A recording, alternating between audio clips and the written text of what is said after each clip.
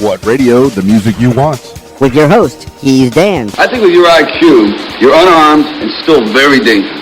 RadioWhat.com. Okay, let's do it. What's up, party people? It's Keys Dan with RadioWhat.com, DJLittleRock.com, coming to you live and in living color from the Radio What studios. And this is my podcast, What Makes You Famous. It's an extension of the RadioWhat.com internet radio station that I've been running for quite some time. And if you need DJ services, where do you go? DJLittleRock.com. Check availability and get a free price quote. And maybe you can have me at your next event. I like to play for the people. I like to play for the people. Why did I say that twice? I don't know. Today on the program, Don Abernathy, the D Train. You get to know more about the D Train. He's a podcaster, and I want to know more. And you're going to have two podcasters talking to each other. Two people that like to talk on microphones, talking to each other. Yeah, that should be a lot of fun. So stick around for that. This week's shows, my two public shows this week. Let's see, it's Wednesday as I record this, so tomorrow night, Thursday night, I'll be at the Old Post Barbecue in Russellville, Arkansas. That's my video dance party karaoke jam, the family-friendly edition. They got great barbecue, great atmosphere. Just get to Russellville, Arkansas, and come to the Old Post from 6 until 9. It's a good after-school treat and fun for the whole family. I always play some family-friendly music while we're waiting for singers to sing. And you're the stars of the show. It's karaoke night. And if you're over 21, yeah, they got adult beverages for you, the frosty variety. So fill your glasses and have some drinks. But I keep it family friendly, music wise. Yeah, bring everybody after school, after work. It's the Old Post Barbecue Thursday night from 6 to 9. And then on Friday night, I'll be at the Rab in Conway, Arkansas. That's my regular Friday night gig. Most Friday nights, you're going to find me at the Rab in Conway, Arkansas. I'm easy to find. You're the stars of the show because it's the video dance party karaoke jam. We got a dance floor. Just bright and filled up. It's a club. It's a club, baby. This one is over 21. They got the full bar, the kitchen, pool tables. In fact, they have a pool tournament on Friday nights at the Rab. If you want to get involved with that, talk to Mark, talk to Debbie, and maybe you can make some money playing pool on a Friday night at the Rab, your favorite place to be. On the party patio, they got shuffleboard, foosball, darts, a giant Jenga game, giant checkers. There's always something to do while you're waiting to sing your song and be the star at the Rab in Conway, Arkansas. That's from 8 p.m. until, almost 2 in the a.m. Way past my bedtime. Come on out and play with us. The Rab Friday night. And then on Saturday night, I got a private show. So you're not invited. I like to party with the people, as I've said before. All right, party people. Without further ado, let's get into it with Don Abernathy, the D Train, calling Don Abernathy now.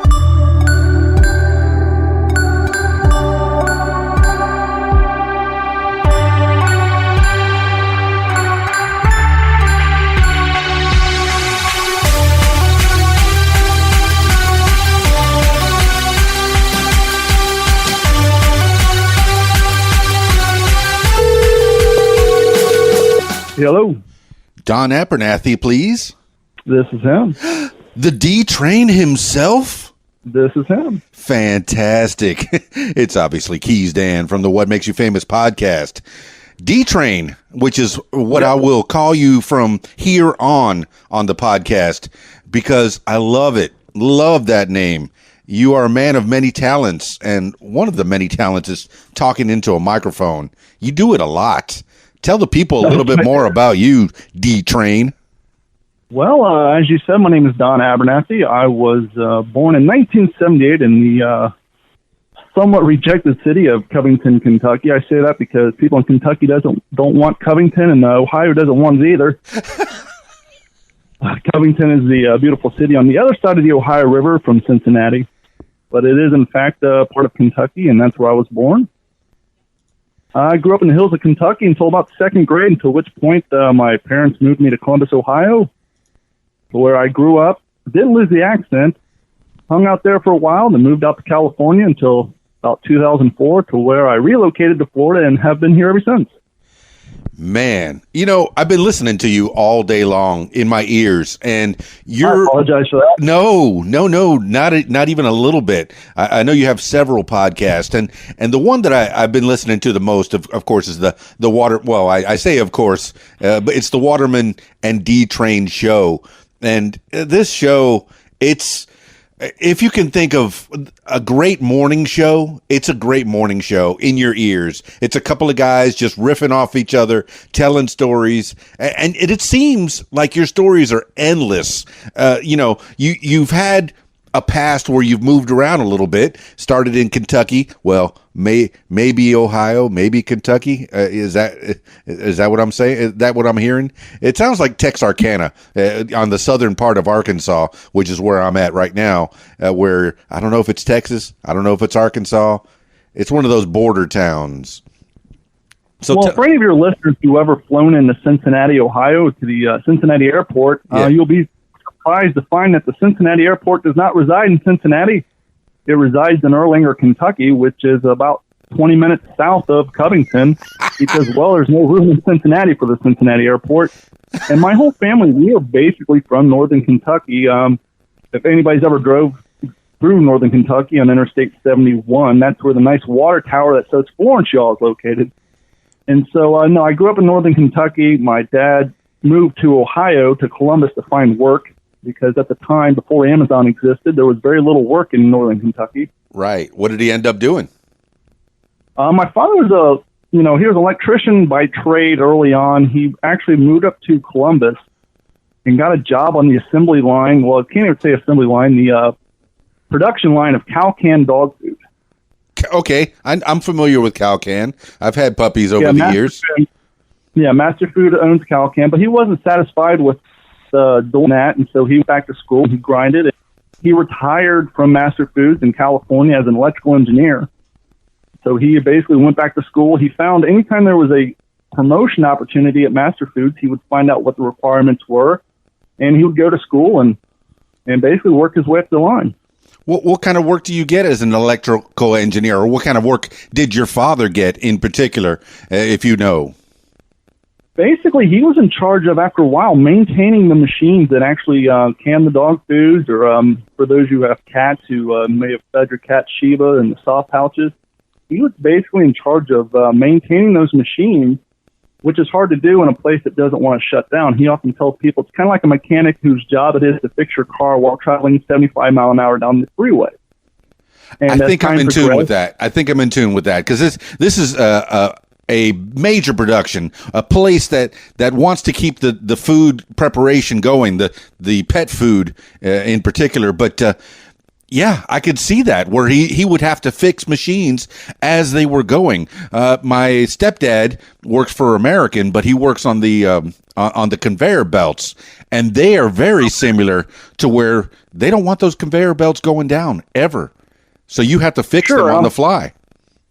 And I'm sure you've probably heard the phrase lockout, tagout, which is the safety procedure required in industrial applications when working on machines.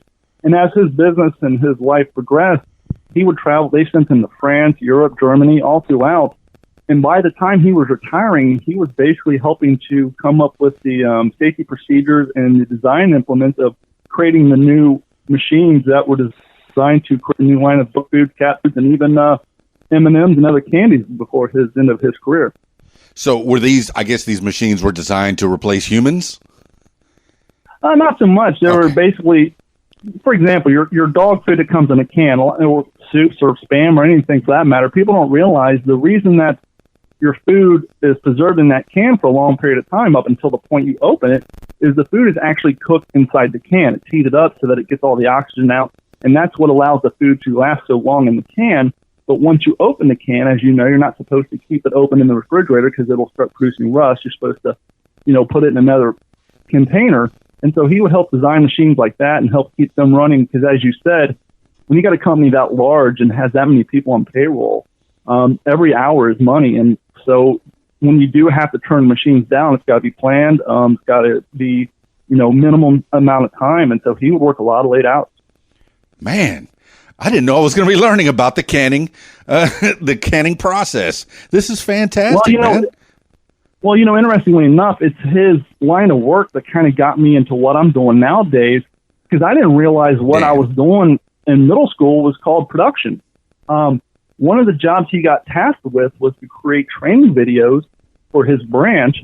And so one day I discovered in my basement there's all this mock machinery up. There's lighting fixtures, a brand new. I know, listening to their last episode with Pyro, the hip hop artist. Yeah, you guys are about the same age I am. You're a little bit older than I am, but he got this beautiful state of the art RCA camcorder. The old ones you put the VHS tape right in it. Oh yeah, the ones you mount on your shoulder. Well, he had all that stuff set up in his basement. He was recording training videos, and then when that was done, we had all this equipment sending around. And my brother and I were heavily into skateboarding at the time. And obviously cell phones didn't exist, small cameras didn't exist, but we had this big ass camera with a handle on it. And so we'd start skateboarding down the street, holding it at waist high and getting all these different camera angles. And we had 2 VCRs, and I would basically use 2 different VCRs, no mixing boards, nothing, and just manually record my own skateboard videos, which was long and tedious. And my brother, who's also on the Waterman D Train show, he's our Las Vegas news anchorman. Yep. He told me that our Zenith VCR had this cool feature called a record audio. And it actually had audio inputs on it. And I had a little boombox of a CD player that had audio output. And so after I would edit this video by hand, which I ended up calling the video play because every time I'd hit play on VCR 1, I didn't know how to turn off the little thing that said play in the top right-hand corner. Uh-huh. And so as you're watching the final product, every few seconds the word play would show up. But after I would edit the video, I would then take my boombox, plug it in the back, and record music over top of it. So it was like a very rudimentary version of the skateboard videos we'd get out at skateboard shops. Okay, we're speaking to Don Abernathy, the D Train, the inventor of GoPro. Yeah, I wish. Because, come on, you were doing that way before GoPro was around. If I had that GoPro money, I wouldn't be recording 3 podcasts out of the spare bedroom of my house. Yeah, you got that right. Here I am in the Radio What Studios. It happens to be my bedroom, dear listeners. At least for tonight. And so to fast forward a few years, me and my brother and my buddy Nick, we probably spent 4 or 5 years from middle school all the way up through high school making this video. And then after high school, I became a bass player in a band called Snowblind. They're still around in Columbus. Yeah. And I would record parties around the house, and I would add it to the end of that video. Well, sadly, I made the mistake of recording my lead singer's brother drunk off his ass, puking and all that. And so he got embarrassed of that. And this video that I spent 5-6 years editing, basically making a timeline of my skateboard history from middle school up to high school, he decided to destroy to get rid of the evidence of him drunk. No. And so all those years, he erased an embarrassing 20 minutes of his life, but he also erased 6 years of mine and 6 years of hard work.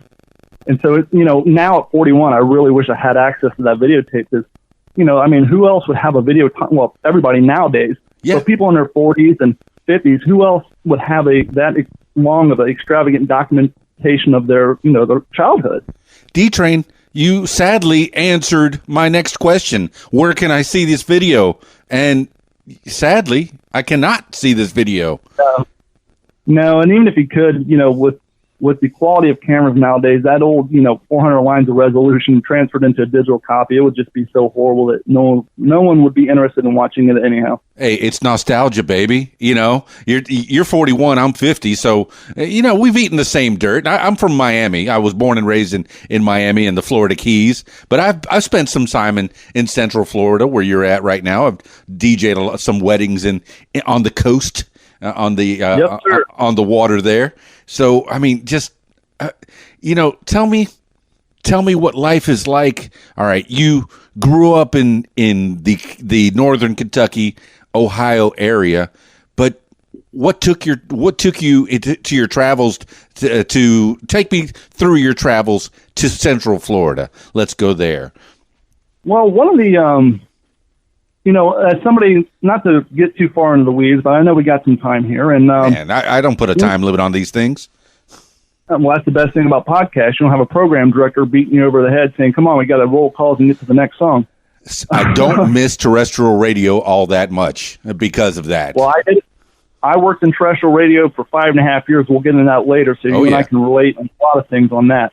But to back up a little bit, please. I was born, or maybe developed after being attacked by a Malamute and having 64 staples in my head. I acquired a learning disability.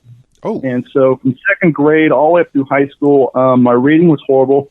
I think my senior year, I was probably reading at a, 6th grade level. Interestingly enough, I graduated high school, and my senior year, I took college prep history, which will come into play here with one of my podcasts. Mm-hmm. But, everybody hears about the exams nowadays. Well, back in 97, when I graduated, Ohio had the Ohio Proficiency Test. And in order to graduate, you had to pass the freshman proficiency test. Well, because of my learning disability, I didn't have to take math or science.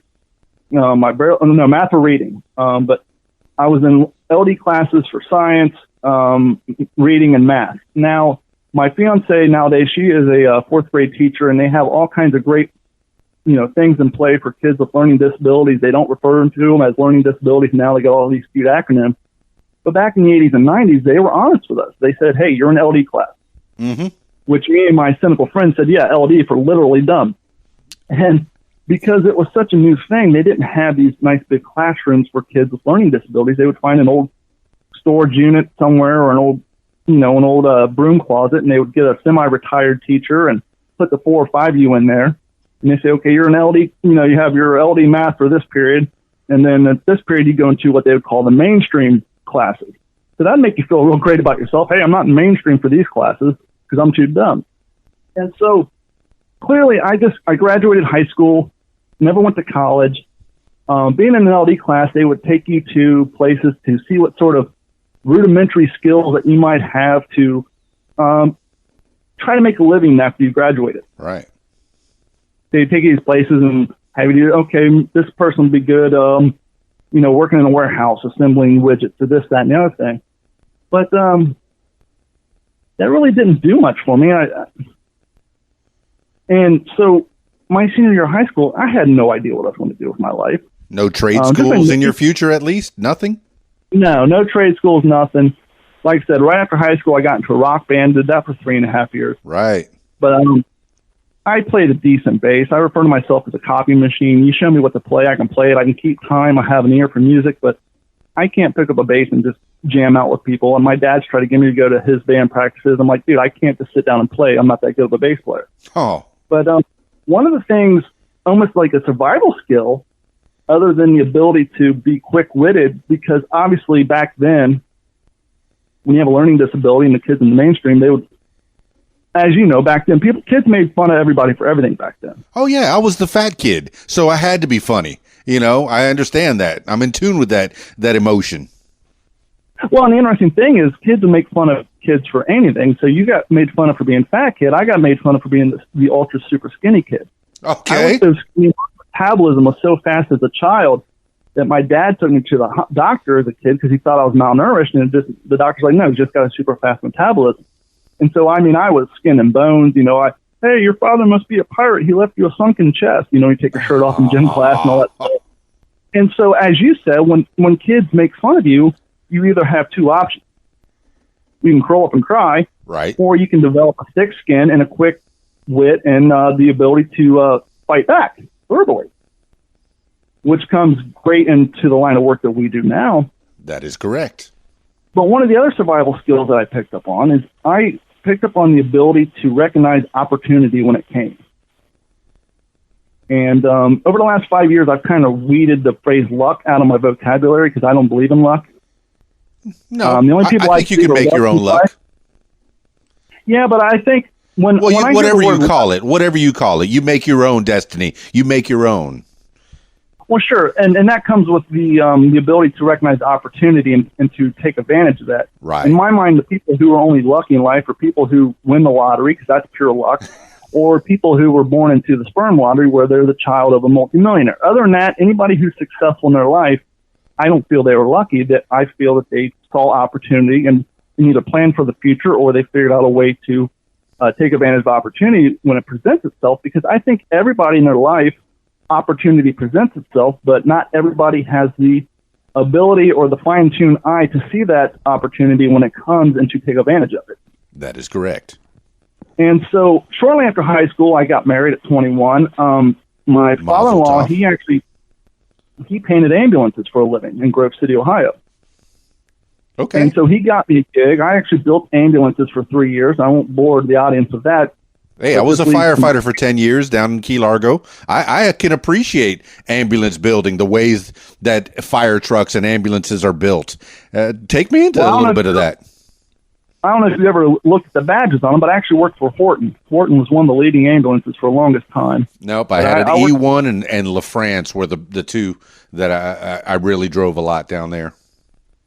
Well, because my father's electrical background, it kind of runs in the blood. And one of the things I did in high school, I took 8 semesters of wood shop, but by the time my senior year rolled by, my teacher allowed me to do whatever I want. And so while the freshmen through juniors and some of the seniors were doing the boring wood shop stuff that I had done so many times, my teacher was allowing me to install car stereos, amplifiers, and subwoofers in my friends' cars. Yeah. And because I knew the electrical side, and so fast forward, when I got the job at Horton, I was installing the electrical systems in ambulance. And in ambulances, there definitely is a lot of electrical, and you have to have several batteries in conjunction with each other. I don't know. I don't remember whether they're parallel or series or a combination of the two. Well, basically, you'd have the battery under the hood, like all cars, and then what we'd actually do is take 2 ground straps and run the ground strap from the main box to the chassis, or the frame, if you will, from the OEM. And then depending on if it's an international or F-Series or an E-Series, depending on the size of the ambulance, you would have what's called a battery tray, and it would either have a chain of 2 up to 4 more batteries in that one battery tray. So depending on the size of the ambulance, you could have anywhere between 3 to 6 batteries in it. This is because of the overhead lights, the sirens, the extra strain on your electrical system that's other than the actual starter itself, correct? Yeah, not only that, but because of the equipment that plugs into it, every ambulance had an inverter in it, which would invert the power from the 12-volt power that everybody knows that doesn't cause any shock that would kill you into either 110 or 220, depending on the type of equipment in that ambulance. And so primarily because of the inverter and all the lights and the strobe packs, that's why you'd have to have so many batteries, plus all the life-saving devices. And sadly, one of the two cool technologies, this is back in 99, 2000, one, we had the push-button automatic tinted windows. They still have these windows. They're probably not expensive as they used to be, but basically it's 2 pane pieces of glass with a chemical compound in it, and once you apply a 12-volt signal to it, that glass would just turn completely blank white as if somebody painted it.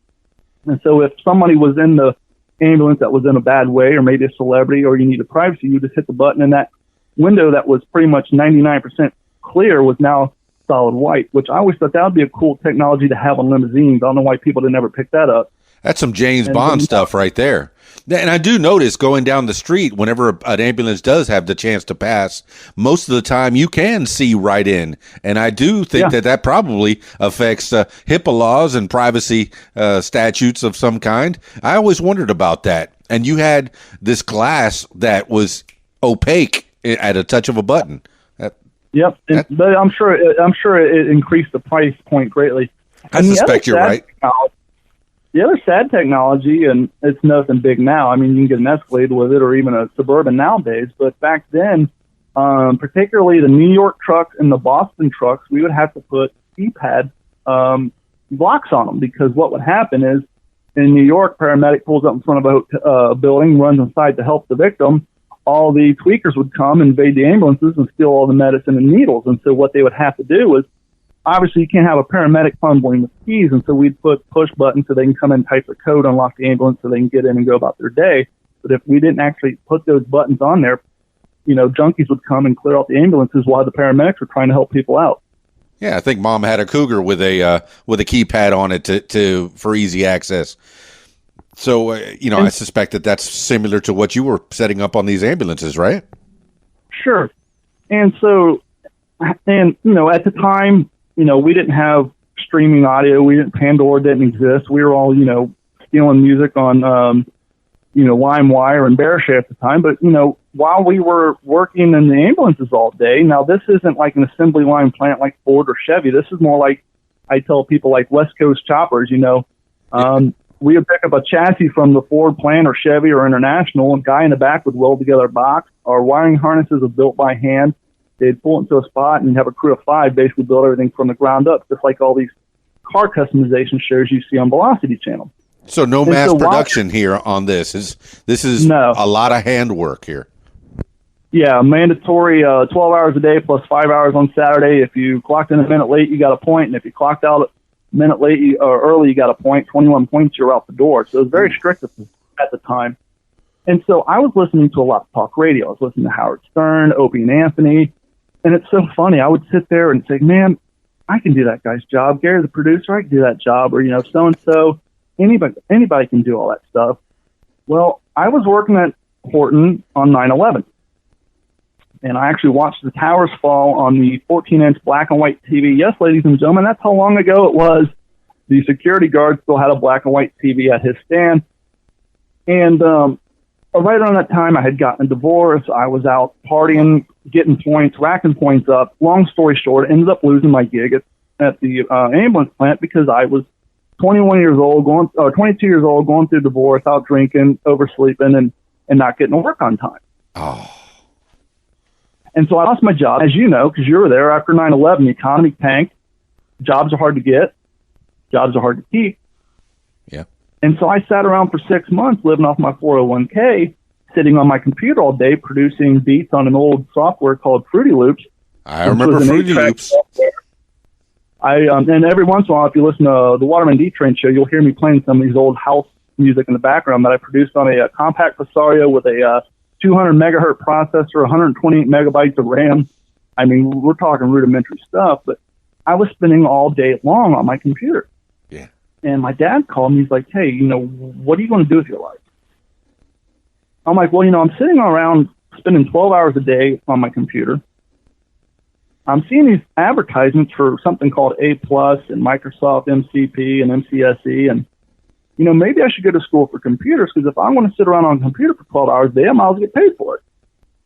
Smart. And at this point, my father was living in Long Beach, California, because he, once again, following his dream and his path and his ability to recognize opportunity to get into a better position at Master Foods. He had to take a promotion actually from Ohio out to Texas. He was in Texas for 3 years, and then he got promoted and transferred to Long Beach, California. Excellent. And this is where my life change came in place. I always say the best thing that ever happened to me was getting fired from the ambulance plant. And I had a ball-busting manager named Bob Schooley. And I used to hate the guy, but now I love him, because if he wouldn't have fired me, I'd probably still be there working on ambulances. And so I told my dad this, and he's like, well, I'll give you 2 choices. You can stay in Ohio, find a job, pay rent, which at the time I think I was paying $450 a month in a 2-bedroom townhouse, which by nowadays is nothing. Right. He said, I can pay for your school, and you can go to school full-time, you can work full-time, pay your rent, or you can move out to Long Beach, California, live in my house for free, and I'll pay for your school. Well, let me get off the scales here. Stay in Ohio with my ex-wife, working full-time and going to school in the cold and living in Columbus and the gray skies and being depressed, or move to beautiful California, live for free, and go to school and go to the beaches. Well, as I said earlier, I spent 18 years skateboarding. Yeah. Now, back in the 80s and 90s, skateboarding in the Midwest was frowned upon. The X Games didn't exist. You're lucky to see a skateboarder on a commercial. Sadly, he always sounded like Spicoli, which drove me nuts. I hated the cliche Hollywood version of what skaters talk like. I just heard that episode. No, I just heard that episode on your show. Yeah, you don't like Spicoli talk. Well, interestingly enough, back in 2nd and 3rd grade, my teacher, what do you want to do when you're living? I want to move to California and be a professional skateboarder. Well, at this point, the skateboarding was pretty much done, but here's my dream. I get to move to California. So it wasn't much of a choice. So I packed up the 1995 Ford Escort LX, which had recently been robbed and had all my stuff stolen out of it. Oh, he's not bragging. He said LX Escort. No, he's not bragging. LX. My Sherwin Vega 12s and my Phoenix Gold amp had just been recently stolen out of the back, so I had no music. But anyhow, I packed up the escort. I drove to Long Beach. Fast forward a little bit, went to school for computers, got my A+ certification, which is a big deal for guys with learning disabilities. Yeah, that's what I was going to ask about with the learning disability. No problems? You got through it? Well, because, learning disabilities, they affect people a different way, and I'm a very hands-on person. Yes. Back in the day, I would take apart my dad's VCR when the rewind belt broke and it would shut off. I figured out how to fix VCRs. I would take apart things as a kid, figure out how they work. And so I had a very mechanical mind. I used to build skateboard ramps. I was always fixing bikes when I was a kid. My dad always had computers, but we weren't really allowed to do things with them other than homework. I remember my brother ran back when CompuServe was the big thing, we're all on dial-up. We were running a bulletin board system on my dad's computer out of his house for a while, then he shut that down. I was a sysop. And the funny thing is, here I am going to school for computers, but I never actually had my own computer or internet connection until 1999. And at the time, as you know, you had to pay for dial-up. Yeah, AOL was king. Well, being a poor kid on the west side of Columbus, I couldn't afford that. So what I would do is I would get around all the stores and get those free CDs. I would give you like free 20 minutes a month. And so I'd have Juno loaded up. I'd have Kmart Blue Light loaded up. I'd have every free service. And then once I expired my airtime, I would just switch over to the other one. And so fast forward, now I'm going to school for computers. I passed the A+, which was easy enough because it was basically just a test on learning how to build computers, how to troubleshoot computers. But when it came to the Microsoft exams, that's where I came into a little problem because Microsoft was pass-fail. And Microsoft is more about networking. And it wasn't about the actual computers, and it wasn't like they send you in a classroom and say, okay, set up this network. It was reading six paragraphs for one question, all this convoluted stuff, and it was timed. And I don't know, I passed the MCP the first time, the MCSE, it took me twice. But I made my way through it. And at the time, I just came from building ambulances. I was making $12 an hour, which in 1999 money, that was pretty good money. Not too shabby. But now I'm living in California. When I first got out there, it took me 3 months to find a job. I found a job loading cars at Sears for like $7 an hour working part-time. So there was no money there. Yep. And I remember I got a phone call. This up-and-coming web host company called me up, said, hey, we got your number from school. We'd like to interview you for a job. And I remember it was me and two other people from my school and the two other people from California. So they were used to, better wages. And out of the three of us, I'm the only one who took the job because the other two people, they didn't think that the job paid enough. They thought, well, the hourly wage sucked. But me, I'm thinking, okay, I'm going to school for computers. Here's my first entry-level job in the computer field. Yeah, the pay's not that great, but it's better than loading cars with people's toolboxes at Sears. And so I took the leap. And one of the things they didn't tell us when they were interviewing us, because they were, they'd only been around for 3 years. After I worked there for 30 days, yeah, I was making $10 an hour, but I also got free PPO health insurance, free dental insurance, and all these free benefits. And that in itself, was worth the price in gold at that point. That is correct. And so long story short, my dad retired. He said, hey, I'm going to move to Florida. I want to be near the family in Ohio, but not deal with the snow. And that's the story we're all familiar with here on the East Coast. And he said, well, you can stay in California, or once again, you can move down there with me. Well, in 2003, a one-bedroom apartment in the bad side of Long Beach, California, was $1,200 a month. Yes. And clearly, I wasn't going to be able to support that on the $10 an hour I was making working for the web hosting company. And so I told the web hosting company, hey, sadly, I'm going to have to leave. I'm moving to Florida. Well, they offered me a job. They said, take your computer, go to Florida, and you can answer support emails from the bedroom at your house. Yes, you can. You made your own job. That is very sweet. And so they paid me the same. I got a free computer out of the deal. I moved across the country, set up. I did that for about 6 months. The only downside to doing that is you're in a new town. You work from home. So you don't have the opportunity to meet people. I mean, but you set your own hours, couldn't you? Yeah, but after you get off of work, what do you do as a single guy? Go to the bar and try to find other dudes to hang out with? It doesn't really work that great. At least it didn't work for me. And so long story short, you're at the cutting edge of internet to where you could meet people online in boardrooms, I guess, or what do they call them, chat rooms? Yeah, I mean, I was doing the chat room thing long before MySpace existed. MSN communities were out there. Yahoo GeoCities, AOL had a version. People always forget about them when it comes to social media. They think MySpace was the first place, but actually MSN. I would do all that. But long story short, I needed social interaction. Yeah, you did. So I ended up leaving. I quit the web hosting company. I went and got a job doing phone support for DSL, for Bell South. And I met people that way. And long story short, just to fast forward this a little bit, I was doing computer stuff. I ended up getting a job opening up a CompUSA, which is now defunct. They were a big box computer store. I remember them. They were like Best Buy. And as we say on my podcast, my brother actually went to school for radio after he graduated, but he never finished because he didn't want to do the internship and work for free to get all his credits. I went to the Connecticut School of Broadcasting, just like your bro. Yeah, I think he went to the one in Cincinnati. I'm not sure what the name of it was. I went to the one in Davie, I think it was at the time, in Davie, Florida. And so I was still big into radio, and when I was working at CompUSA, I was listening to a nighttime show that didn't last very long. And it was after Hurricane. I actually still have the sticker on my computer here. Hurricane Wilma, which was the second hurricane I lived through down here in Florida. When we moved to Florida, they said, don't worry about it. Southwest Florida, it's south of Tampa. The hurricanes always fly up. They haven't had a hurricane since the 60s. Well, 6 months after we lived here, Hurricane Charlie hit, and then Wilma hit. And Wilma affected a lot of the internal cities of the state pretty bad. And so the local radio station was having a tribute, a charity concert. And I think the guy from the Bullet Boys was down here. AC/DC played, a few other bands. Excellent. And this nighttime show I was listening to, and I became a call-in. I call in all the time and start talking on the air and all that. I went down there and I took some pictures and I shot some videos and I met the host and the producer. And long story short, made friends with them.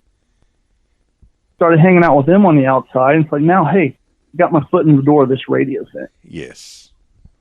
And so we hung out, and then sadly, and you know how this goes on radio, I actually booked a guest. There was this guy here in town. He's a crazy nut. He would sit on the sidewalk, look like Elvis. Crazy guy, but somehow a video got to me that some kids filmed where they walked through this guy's house, and the place has just had all this bizarre crap. He had like a 6-foot-tall Jesus on the crucifix on the floor.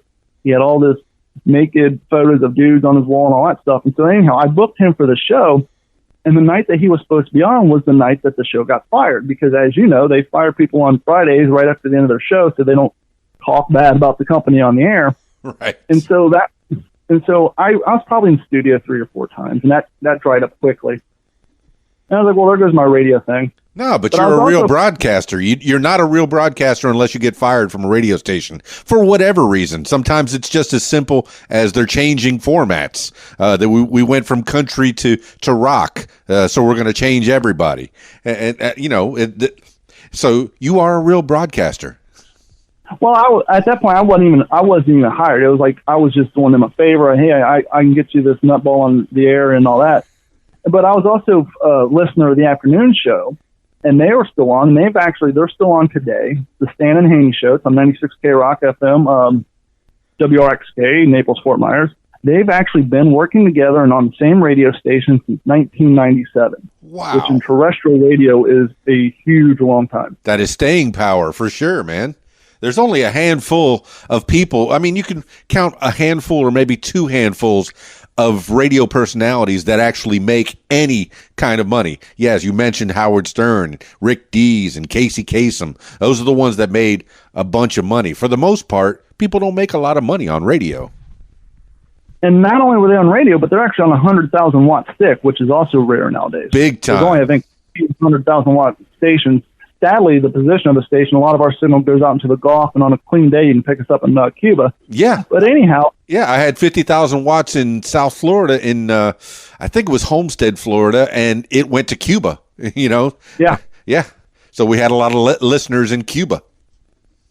And so I was listening to Stan Haney. I'd call in a few times, but to be honest with you, they kind of didn't care for that nighttime show that got fired. And so I never let them in on the fact that I knew them, because I didn't want to burn any bridges that way, because you know how radio people are.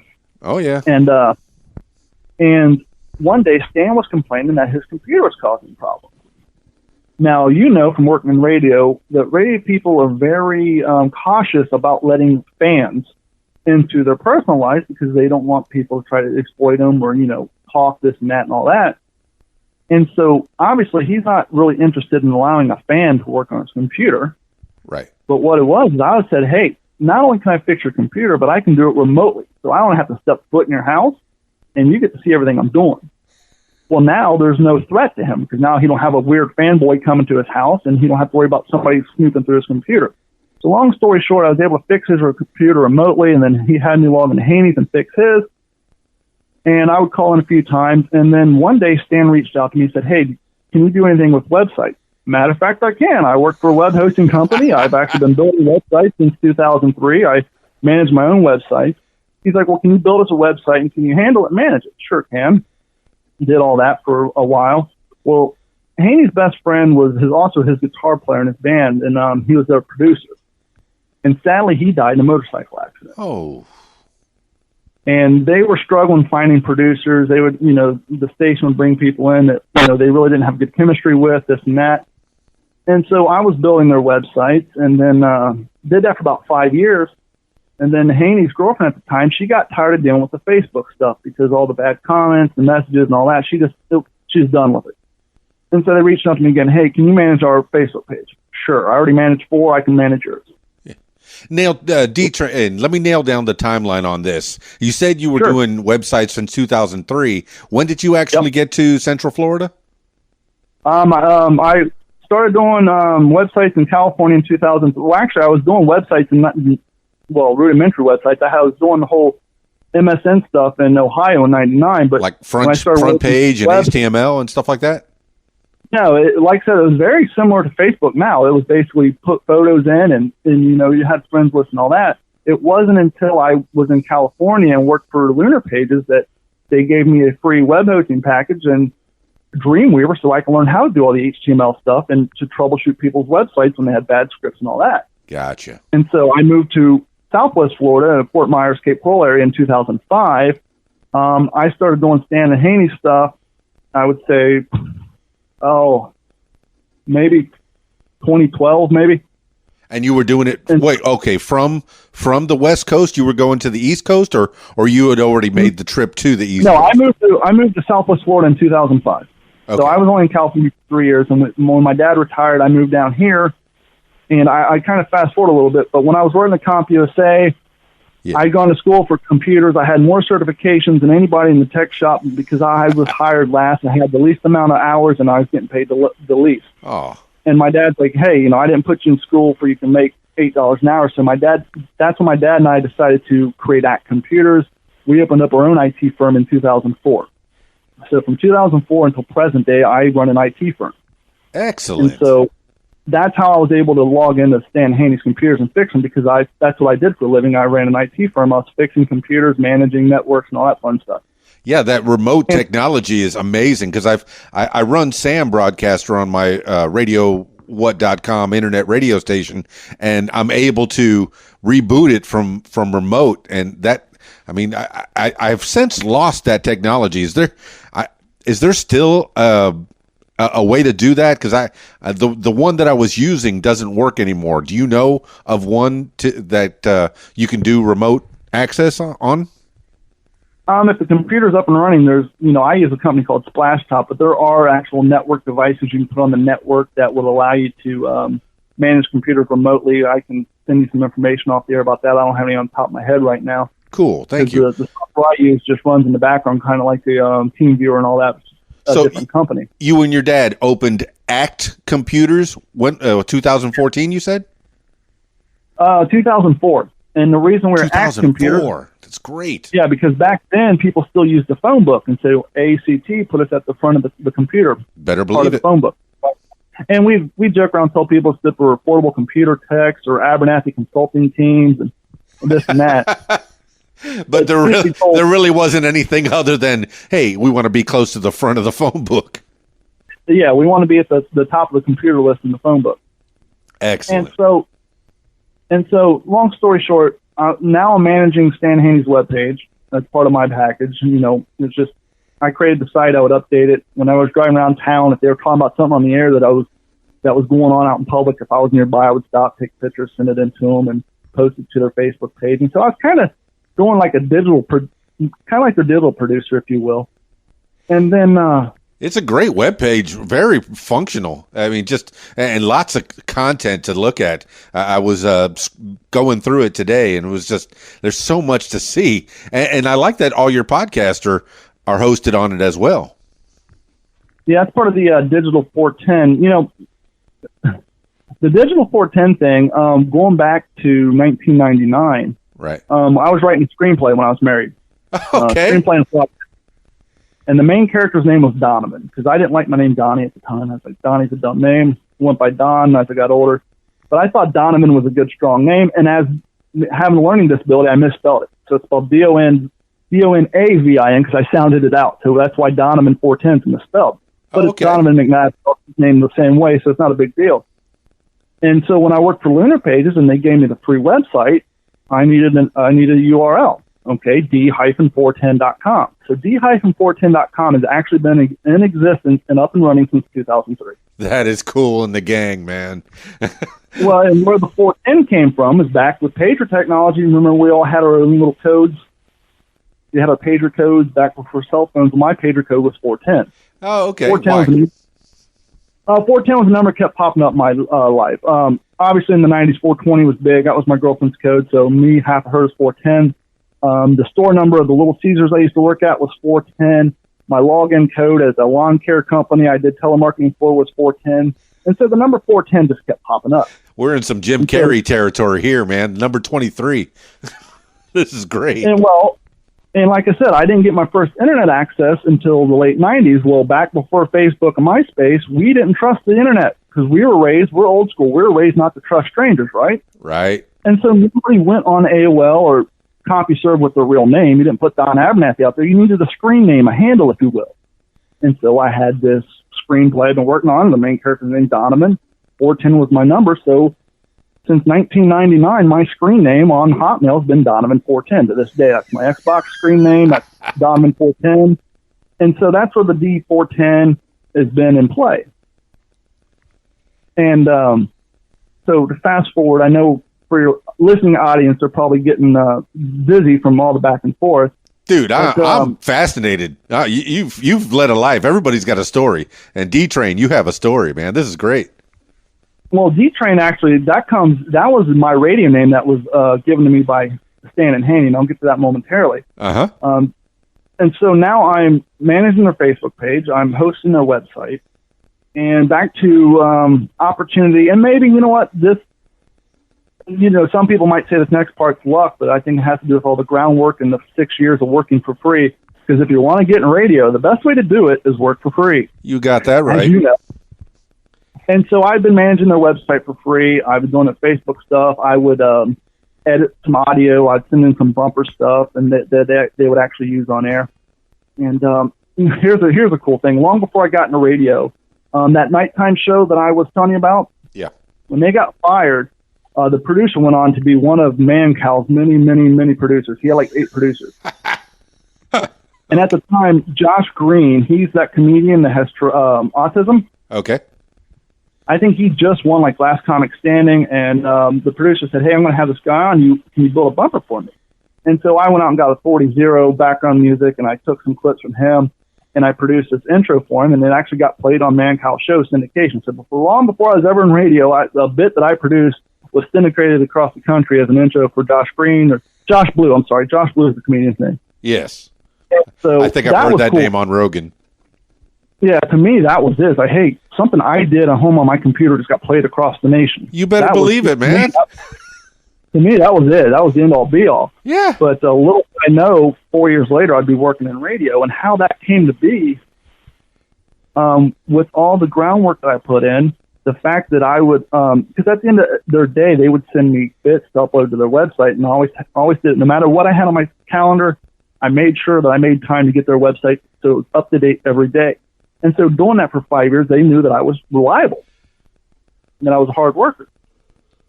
Probably starting to feel bad that they're using you and not paying you any money. They're like, we need to break some of this off for old Donnie. Oh, perhaps. But at the time, once again, the 2008 the market crashed. Oh, My yeah. fiancée at the time, back then she was an OR circulator for plastic surgeons.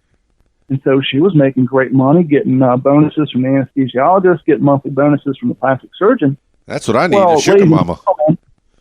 Well, exactly. Well, ladies and gentlemen, when the economy dries up, guess who can't afford chin implants and fake tits anymore? Rich people. Yeah. And so she lost all her bonuses. She was losing all her time, and she ended up going back to being a dental assistant. She hated doing that, and she decided she wanted to be a school teacher. And so she was going to school to be a teacher while working full-time as a dental assistant. Well, it gets to a point, going back to my brother's whole thing, teachers have to work for 6 months as an intern for free.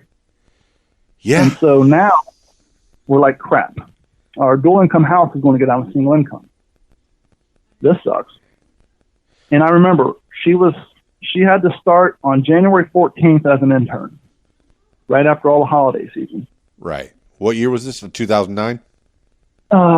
6 years ago. Oh, okay. 6 years, yeah, because I was 13. doing the web hosting stuff for Stan Haney and doing their Facebook page for free for like 5 or 6 years. Okay, so she was doing the dental assistant for about 5 years then. Okay. Yeah, about 2012, 2013. That's a little hazy, going back to my whole learning disability thing. But anyhow, Yeah. I remember her internship was going to start January 14th, and we're like, what are we going to do? I get a phone call from Stan about the end of November, beginning of December. He said, hey, our producer, he's going to leave in the show. He's going to go work as an engineer assistant, more money. So same building, but he wants to work with the engineers and get paid more because, at this point after 2008, terrestrial radio money dried up. Everybody took a hit. Yeah, I think I made $10 an hour back then. Well, it's a little less now, but the notoriety of being on the radio is where you make your money, where you DJ parties on the weekends. And the free concert tickets and T-shirts and all that fun stuff. Can't pay your rent with swag. And so Stan's like, you've been doing our website for years. You're a fan. You've been listening to us since 2004. The company's not thrilled that we want to hire from outside the company, but we can't think of anybody who knows our show better than you. Would you be interested in the job of being a radio producer? Well, shit, yeah. Yeah. So here's a guy who's been listening to Howard Stern while building ambulances. I was listening to Opie and Anthony the day they did the Sex for Sam. I got kicked off the Boston station. When I was out in California, I was listening to radio, and I always thought, man, I could do such a better job. Ironically, the producer Stan and Haney had before Tommy, he was kind of a layabout, if you will. And I used to sit there saying, man, I could do so much better job than that guy. Well, radio producer could be so many things. Did you work the board for them, make drops for them, sample their audio for commercial spots? What did you do as a producer for them? Well, I'll get to that momentarily. And so now, back to that opinion, like, well, this is insane. When does it start? January 7th. Oh. So 7 days before my fiance was to start working for free for 6 months, I was going to start working a second job because I still had the computer firm. And I went to my dad, I'm like, Stan wants me to produce our show, but how can I do that when we got this computer gig? He's like, we'll make it work. Yeah. So I adjusted my schedule. I would work get up, go to the office. I'd do a computer gig from 5:30 in the morning, leave at noon. My dad would pick up my customers at noon. I would go to the radio station, do show prep from 1 o'clock, work until 7 o'clock, then go home, and then sometimes go back and do more computer work or go home. But I was working from 13 hours a day. I believe it. And but I'm glad you had your dad, man. Family is great. Yeah, and so I did it, and I went in there and I trained for like 2 weeks for free. Because once again, if you want to make it in radio, ladies and gentlemen, you got to work for free. You better believe because, it. Because the station wasn't going to come up with any budget money to pay 2 producers to work at once. And so I learned the ropes, and I remember my first day on the air, Stan called me Don Trell. Oh. He's like, we're trying to come up with a nickname for Don Trell. Well, and the reason we kind of went with an air name is because my radio work, and the fact that I'm doing work for mayors and fire departments and lawyers and all this stuff, we didn't want to hinder my honesty on the radio by trying to worry about protecting my persona as a professional IT guy. So we didn't want to go with my real name. We wanted to give me a little anonymity. Right. And so Stan's like, yeah, we're trying to come up with a name for Don Trell. And Haney's like, you mean the D Train? Because for those you guys who are fans of baseball, Dontrell Wayne Willis, a.k.a. known the D Train, he was a pitcher for a couple baseball teams. And it's so funny because Haney said, you mean the D Train? And then they laughed, and Haney looked at me and said, don't worry, the first one's never stick. Well, it stuck. So that's where the name D Train comes from. You just been christened. Yeah, so that's where D Train came from. And back to the Waterman and D Train show, Dave the Waterman has been a friend of the show who's been off and on that show for 19 years, which is why our podcast has such a radio flavor to it, because Dave still works for them. He actually works on promotions now, and he's on their show on Friday and throughout the week, so he's still on the air. And I love when you say Dave's not here. It just harkens back for sure. Well, Dave's 45 years old, but he's the world's worst Peter Pan. He grew up in a very fortunate family, and so he didn't put much interest in learning a work ethic and or going to school, and so he's kind of surfed his way through life literally.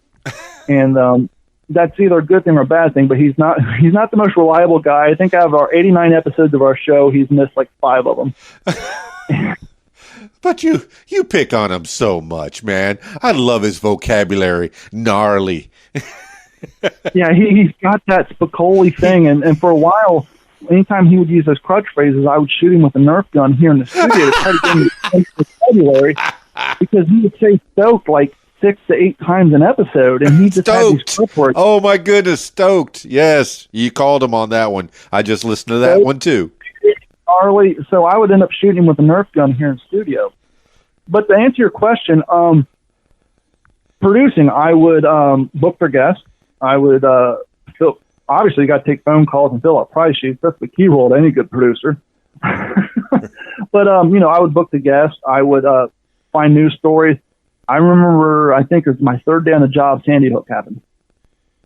Oh, and so I got to deal with that, insanity of trying to find news stories. And the good thing about Stan and Haney, because they've been doing radio for so long, and Stan went to school for journalism, he still stands by the rules of 3, which is you need to find 3 quality sources that say the same thing, which is gone in journalism. That's why journalism's so bad. Everybody's quick they want to be first, not right. Well, Stan's got the old school training, so he, while this stuff's going on, we wouldn't go on the air with news unless I found 3, valid sources. And so I learned that from him. Yeah. But yeah, and whenever they do live reads, I would have to edit the live read during the show so that it was ready to play. That minute and a half live read, I'd have to edit down to 45 seconds and put it into Audio Vault so it was ready to play during the next commercial break. Every Wednesday and Friday, they would have a character on the show that was originally 30 minutes. I would have to edit it live while the show was still going on, and I was still doing all my other producer duties. Narrow that down to a 6.5 minute bit to play at the end of the show, where you still had a beginning, middle, and end, and it still made sense.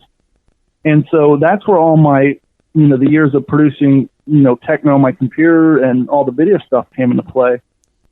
And so I worked for them for 5.5 years, and I loved every minute of being a radio producer and being on the air. But what I didn't love, and it reminded me why I started my own business to begin with, and that was I don't like working for people. You work well with others. You don't work well for others. Yes, I'm a great business partner and a consultant, but I'm not a very good employee. And as time went by, that company got more and more corporate, where we have to log on and do sexual harassment seminars, which I would just log in and then leave because I never sexually harassed anybody, so why should I sit through this nonsense? Right. But it just got to the point where I wasn't enjoying it. The radio station was round trip, 70 miles from my house. Oh, my, yeah. And so between doing the computer work and driving to the station, I was putting 135, 140 miles a day on my car. Yeah, that's not good. I got lazy. Every radio station I worked for, I moved right next door to them. So. Yeah. Well, Haney lives, I think, 4 miles from the radio station because he's been working there so long. Yeah, I think the one in the Florida Keys, I lived in an apartment right upstairs, which was bad because when the hurricanes came, they woke me up and you had to go down there and get on the air. Well, and as radio started to change and this thing called podcasting came out, and then obviously the radio is trying to compete with Pandora, Spotify, iHeartRadio, and all these apps, the younger kids are starting to stream it more. Right. They're wanting to start to stay relevant. They're spending money on Facebook consultants to figure out how to work with the new Facebook algorithms. People may not realize this, but Facebook changes their algorithm like monthly. Example, you post a post on Facebook. I think if it's made up, if you don't have a photo and it's just all font, they won't share it with any of your followers, maybe 2% of them. Right. If you can try to take a picture of a bunch of text. They have algorithms to know when it's advertisement, this and that. And I tell people on my podcast, the reason if you go to my Instagram page, my Twitter page, and my D Train Facebook page, the reason I have so many selfies is because our pages are treated differently than your private page. Your private page, you can post a meme, you can post a link to whatever, and they don't care. But if you have a public persona page, i.e. on-air personality page, a podcast page, the industry looks at that as you trying to make money off of that page. And so if I were to download a meme to my computer and repost it, I can get hit with copyright infringement because I didn't make that meme. I can share it from the original source, but I cannot post it as an original post. Right. If I want to post a picture of something, a screenshot from a movie, copyright infringement. And so because but you're a curator. You're curating all this. Well, you can do it, but then you got to put, hey, this photo was from this website on this day. And so now you're basically advertising for other people. And so that's why you see a lot of public persona pages, a lot of selfies, a lot of pictures of food and boring shit, because it has to be stuff you took photos of. Otherwise, you risk copyright infringement. Right. It was either pictures of you or your studio. Was that what the quote that I got from you? Yeah. Yeah, pretty much. And I digress a little bit. I love working in radio. I got to meet a lot of famous people, Jim Belushi, Marlon Wayans. I got pictures with Daisy Duke, Cousin Eddie. Sweet. On and on and on. I met every band that came out in the last 6.5 years that came down here for Fort Rock. You know, I got to interview them on the air with Stan. And so I learned quite a bit. But to get to the podcasting side, he no longer works, so I don't have to worry about it. Because I didn't have radio training and because I have a bit of a speech impediment, because not only having a learning disability, but being from the hills of Kentucky, my diction wasn't that great, and I actually had to get through speech classes. I had a program director who liked me personally, but thought my on-air personality sucked. What? I haven't noticed the speech impediment the whole time. Here I am stuttering like a madman. To the point that one day, Stan said on the air, hey, when we get a break, go see the engineer, tell him to come fix the gain on your level because I can't get your microphone. It's very super quiet. Program director went to the engineer, said, don't even worry about it. He doesn't need a microphone. Now, this was my third program director. Prior to this, program directors I had, they would, when I'd go up to the remote, they'd put me on the air because, hey, you got to learn it somewhere, right? Right. It's all about repetition. You got to get your reps in. How are you going to learn unless you do it? And so I would get a few call remotes here and there, and, you know, they weren't great, but I was learning. And when the time my third program director came around, yes, ladies and gentlemen, that's 4 program directors I had in 5.5 years. That just shows you the way things go. That's how it goes, man. But when this one program director came, all my remotes dried up. Done, gone, zip, zing. He didn't care for me on the air, didn't think I needed to be on the air. Well, during all this program director change, was there any format change, or was it always rock and roll? When I first started working at the station, they were doing primarily talk. Okay. But obviously, when a radio station hires a music consultant to tell you what the listener wants, what are they going to say? They want music. I guess. And so then they switched back to classic rock, and then they closed down their progressive station, and they kind of mixed formats. So they would mix the modern-day stuff in the classic rock stuff. But there was some format changes, but all that time, Stan and Haney was the anchor. They're still there. They're still there 2 to 6 every day, the whole time. They've been there. When Howard Stern went to Sirius, they moved Stan Haney to the mornings for a few years before I worked there, but it wasn't conducive to what they do. So they moved Stan Haney back to the afternoons, put Bubba on in the morning.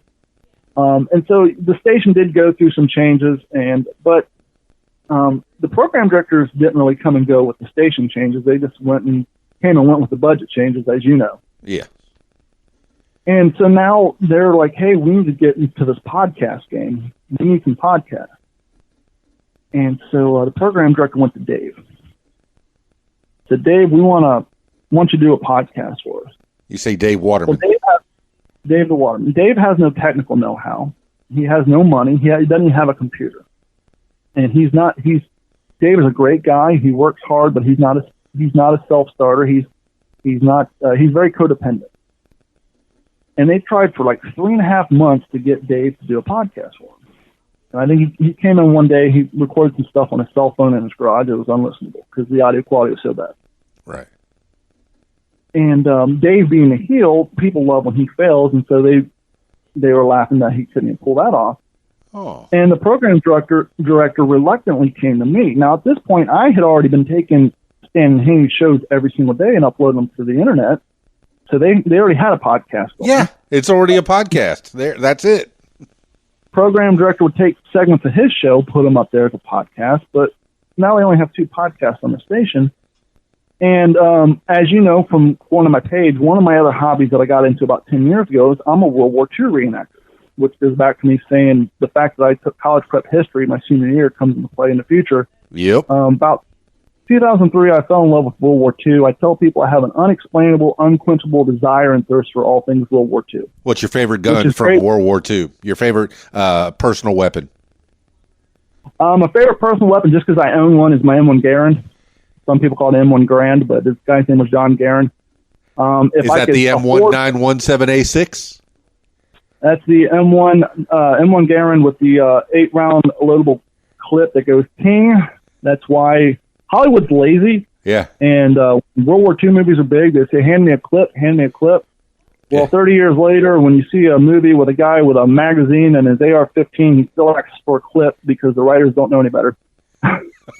But to answer the question, if I could afford it, my dream gun to own would be an M1928 Thompson submachine gun, or the later variant, the M1A1 Thompson submachine gun. But my brother and I were pretty well into World War II as well.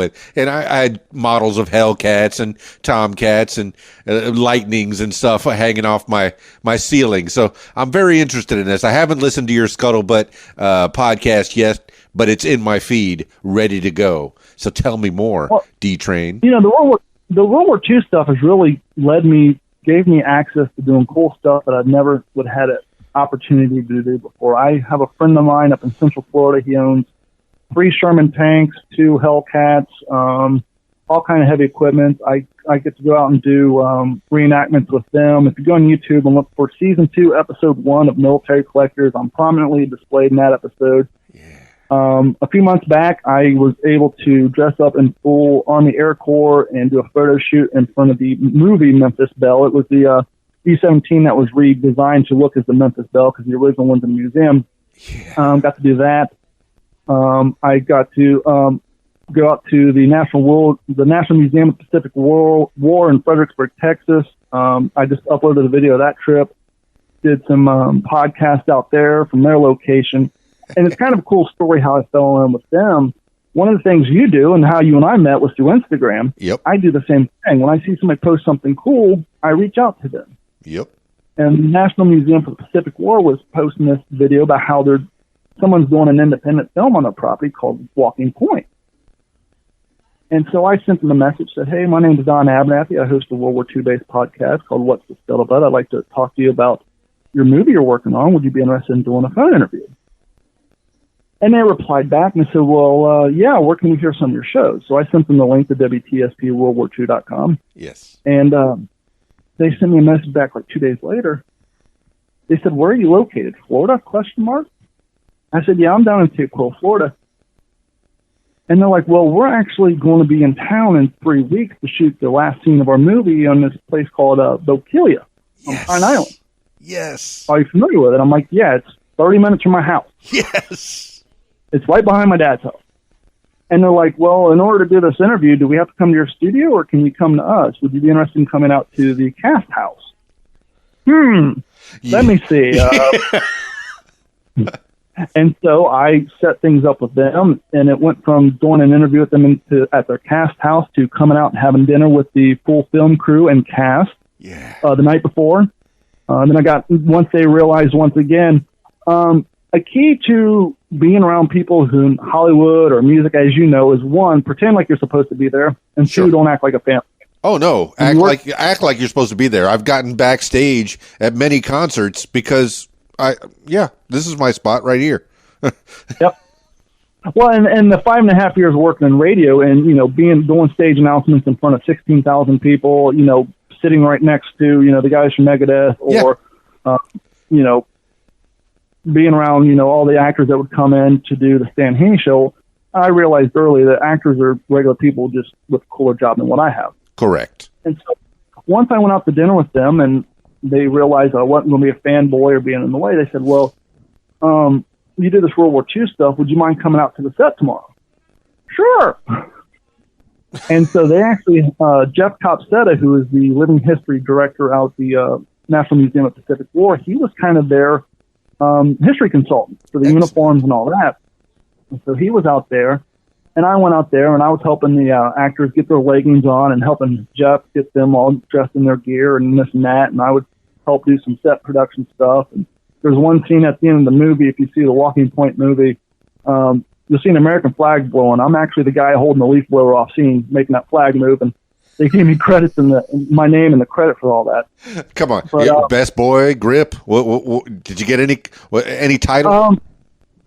I haven't. I did get invited out to the premiere out in Texas, but I wasn't able to go because I already was just out there for. No, I'm saying on your credits. What's the title? I don't know. I haven't seen it yet. I got a book, okay. But I will be getting a copy of the movie here next week, and then I'll get to that momentarily. Excellent. But because so after we shot that day, I went out to the set, and I did like a 2.5 hour long interview, maybe 3. I ended up breaking into like 5 sections. Interviewed the writer, the director, the cast, the crew, everybody, and it's one of my most widely downloaded. It's constantly downloaded, and so because of Jeff Copsetta was there, and the National Museum of Pacific War heard it, they liked what I did with him, but they wanted something that was more conducive to what they do, and so they invited me out to Fredericksburg. And so once again, because of the taking advantage of opportunities, working hard, because of a email that I sent to the cast and crew of Walking Point and getting invited out there. Yeah. And the ability to show that I'm not a fanboy and the relationship I built, that got me a trip out to Texas to do free. Not only did I do a podcast out there, but I actually got to participate in their living history program, which was great. Excellent. And so I just got a call last week. R.J. Nevins, the writer and director of Walking Point, The Walking Point is about World War II Marine Corps war dogs. One of the things I didn't know is war dogs, the Marine Corps didn't have kennels set up and they weren't breeding dogs. People actually donated their dogs to the Marine Corps to go fight in the war. Actual dogs, because I figured Marines, some of them had to be called war dogs, but you're talking about actual animals that participated. Fantastic. Yeah, the plot of the movie is a family donates their Doberman Pinscher Duke to the Marine Corps. He goes off to fight. The private who's in charge of him wants to do everything in his power to get that dog back to the little boy who enlisted him in the Marine Corps.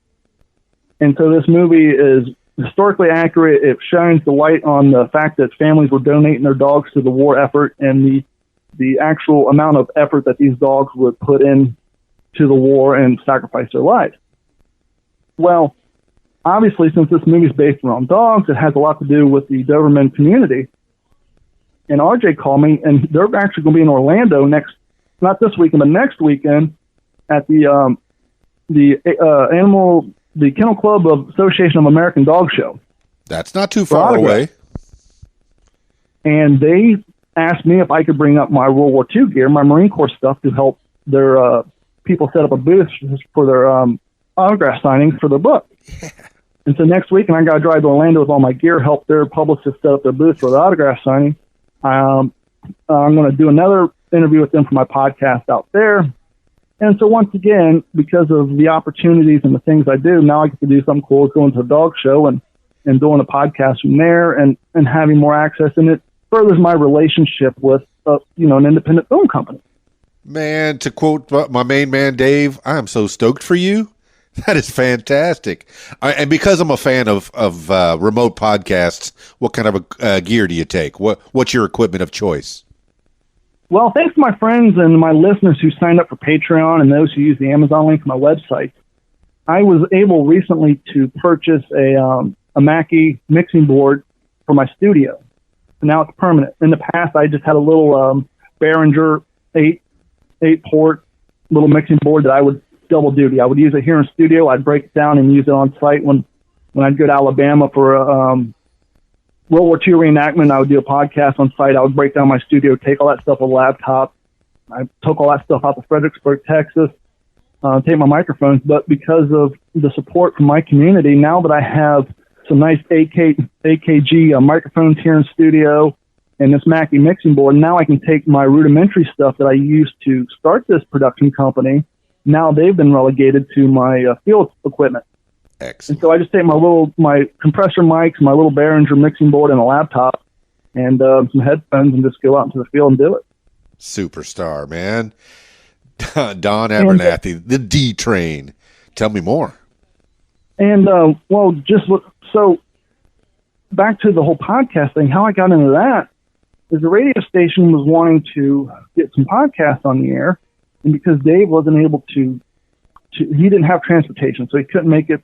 He lives in Cape Coral too, so he was having a hard time getting out to the radio station to use their equipment to record a podcast. And so Haney convinced the program director, hey, D-Train's getting better on the air, his diction's getting better, his talent's getting better. You should give him a chance to do a podcast. Why don't you have him do a weekly podcast about World War II? The guy has a passion for it. He loves it. He's been, he annoys the hell out of everybody on social media with all these photos from these reenactments he does. And so he reluctantly came to me and said, hey, I want to give you Dave's podcast. I'm tired of, dealing with him. I want you to do it. I was like, okay. I'm not going to turn it down. Right. But I knew opportunity. I didn't want to have. Yeah, but I knew I didn't want to have to take that extra trip to the radio station to do it.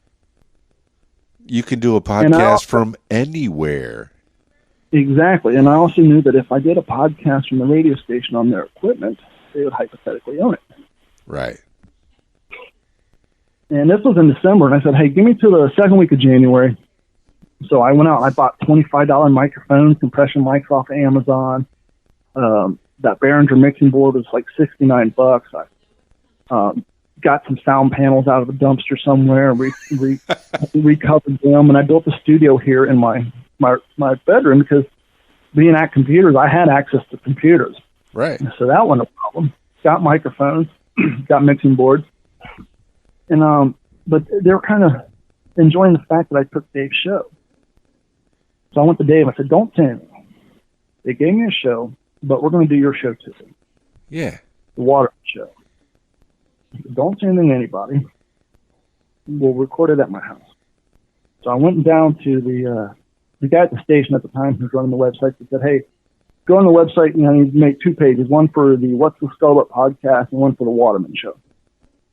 Okay. And so we started recording them out of my house. I'd upload them. And, the station never said anything. They were just happy they had content and this and that. Right. But what I had found was Dave, being codependent, he wouldn't do any show prep. And he wouldn't have much content. My job on the Dave the Waterman show was just to be a producer, just to sit here, record it, and have somebody to talk to. Because as you know, doing an hour-long show in your bedroom when no one's around, that takes skill. It's easier to have somebody to look at and talk to opposed to talking to yourself. Absolutely. I started a second show called the Keys Dan Show to where I can learn things, maybe, try to find some interesting topics to talk about. I'm kind of leaving that one in the dust. I'd much rather talk to someone, have ideas bounced off of someone, which is what you do with Waterman. Continue. And that's one of the things, the What's the Scuttlebutt podcast, I've done, I think 60 episodes of those, and every single one of those is an interview. I've interviewed 8 World War II vets, and the rest have been authors, fellow reenactors, independent movie people. So every one of them has been an interview format, which has greatly improved my interviewing skills. I am so excited to listen to that one. When I book a guest, sometimes, when I book a veteran or an author, their publicist or their family member say, well, can you send me a list of your questions? I said, I don't have them. Right. Exactly. I get that a lot. And it's always a conversation. It's getting to know you. I didn't do any prep for this. I just said, D Train knows who he is. He's going to have a story of himself. And you're telling it now, man. I'm interviewing World War II vets. They don't have wiki pages. I'm interviewing World War II reenactors. They don't have IMDb pages. The only people who do are the authors and the movie producers. And so there's really, other than ask when, from the family members, when was he born and what branch did he serve? And that's all the information I had to go on. And so I tell people my interview style, which is very much like yours, you just said it, is like two guys sitting around a bar getting to know each other or rehashing old times. Yeah.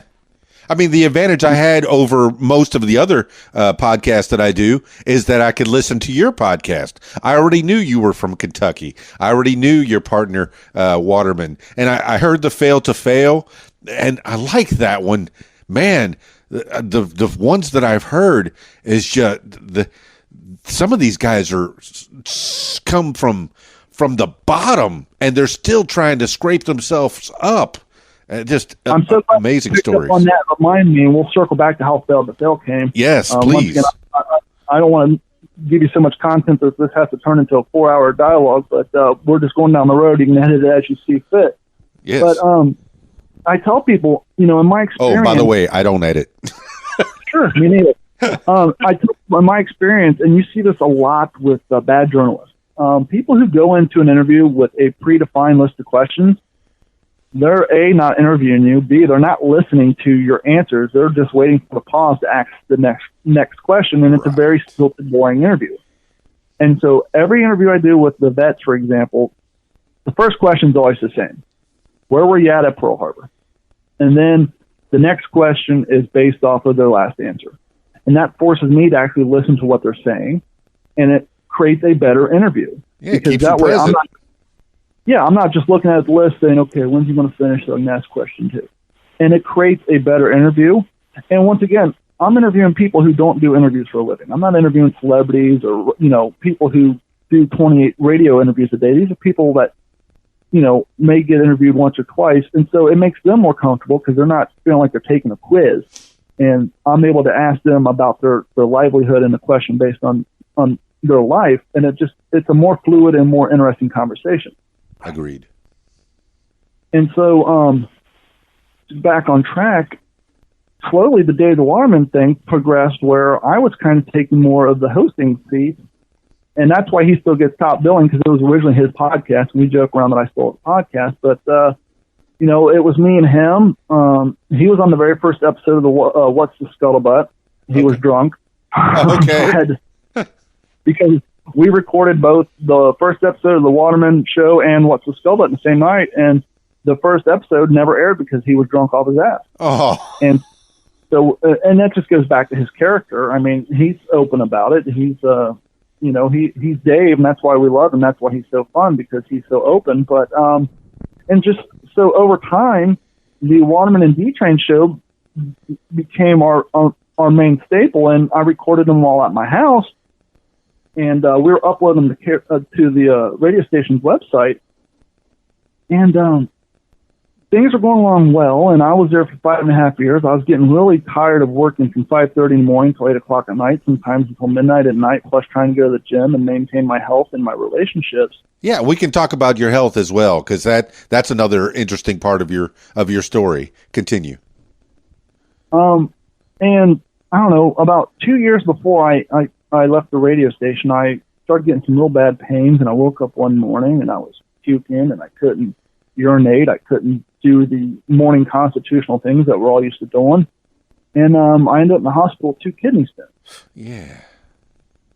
The downside of working in radio is it's a sedentary lifestyle. And so sitting behind computers all day and then sitting behind a computer in a radio station for 4 hours a day, my weight shot through the roof. Like I said, I was always skinny. At the age of 22, I weighed $175. Fast forward to age 34, working on radio, I blew up. I got to 249 pounds.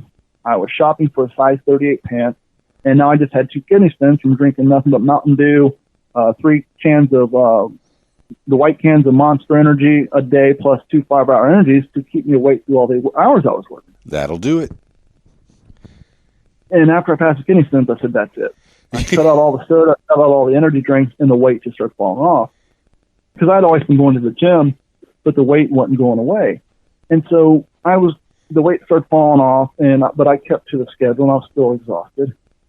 And I was 39 years old, and I called my brother and said, hey, I'm going to be 40 in June. And as you said, you were working radio for $10 an hour. I was making $9.50. Right.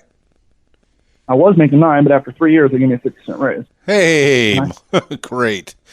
I said, yeah, I got the Act Computers thing, but let's be honest, I'm driving 33 miles a day. Right. At the time, gas was like $4 a gallon. Yeah. I said, after gas and travel, I'm basically working for like $25 a day. I don't know if I want to be 40 years old working a minimum wage job. I love the radio and I love Stan Haney, but it's beat me down. I'm putting a lot of time. I got a program director who thinks I don't have any talent. And I saw the writing on the wall. I said, the day Stan Haney retired will be the day I'm out the door. Well, like I said, the radio thing, it's unless you can parlay the celebrity of it into something else, you really don't make a lot of money actually on the radio. Were you making appearances at all? Were you going to emceeing things? Well, when Stan Haney would do their appearances, I'd go, and their fans loved me. I was signing autographs and all that, but I wasn't getting, appearance fees. I was just getting paid hourly. And like I said, my one program director did take away the remotes I was getting, so that remote money dried up. I lost like last year for work there. Yeah, then there is a reason for you not to love being on the radio, because you definitely had to parlay it into something else. I was doing weddings and parties and concerts and working and DJing other things when I was off the radio. Yeah, well, Act Computers was definitely paying my bills. But the other thing is my parents are getting older. We've been doing this since my dad retired in 2004, and then we started a business. And I got to thinking, okay, my dad's been, picking up my slack for 5.5 years. That's more than anybody can ask for. The writing's on the wall. Financially, I'm not going to make any more money at this thing. The fans love me. I love Stan Haney like brothers, still do. I still go down their show, that open door policy. Anytime I want to walk in there, I can. So if I'm on that side of town doing a job, I might swing by. But I was like, my parents are getting older. My stepmom's wanting to retire.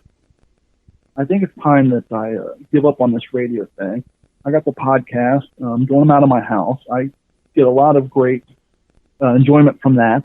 Yes. I get the same therapy of talking in a microphone, on my own podcast as I do being here.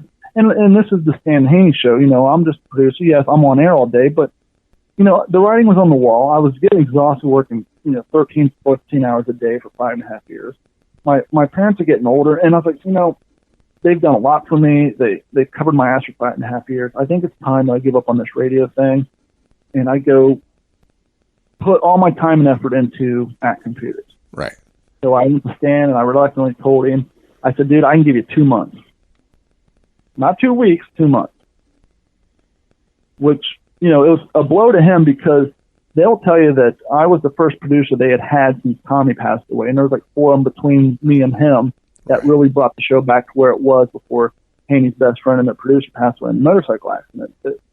For years they were trying to find a producer that they had the same, energy with. And I was that guy. I really helped. And Haney even told me 2 weeks ago when I was visiting that off the air that I really helped bring that show back. And so it really sucked. I cried. I'm not ashamed to say at 41, I'm driving down the street crying at the fact that I'm going to kill this relationship with my 2 best friends. No, I understand completely, man. It's hard to find somebody that you can work with. That kind of a relationship, professionally or otherwise, is very important in your life. And they had you, man, and they were building something. You were building something together. And yeah, I guess you leaving would definitely put a toll on their show and their well-being altogether. And the universe was talking to me, and I was just getting this weird feeling that it was time to move on, man. I did my time, and I realized a long time ago that when it's all said and done, life is nothing but the stories you have to tell when you're older. And I put a lot of energy, time, and to this day, I still help with their Facebook stuff. I still have access to it and all that stuff. And so I put in 2 months so that I can help them find a new producer and train him to do it the Stan Haney way, because there's a lot of things. During my time producing, they would have some interns coming in, to work underneath me, and every one says, I can't do half the shit this guy does. The multitasking going on was through the roof. I'd have 3 monitors, computers, and so they found a guy named Don Anderson. Okay. Don Anderson was 6'5". I'm 6'5". My first starts with a B. My last name starts with an A. And so Don Anderson quickly got named Junior because he was a junior version of me. So I trained Junior in how to do the job. Did that, then I left.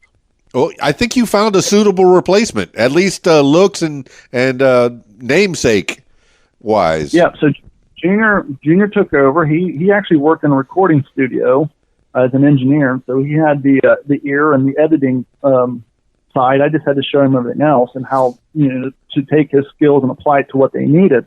So he already had this editing skill set. I had to teach him how to do it on Adobe Audition on PC instead of on the Apple version of the stuff he used. Right. He was using Pro Tools. And so I left.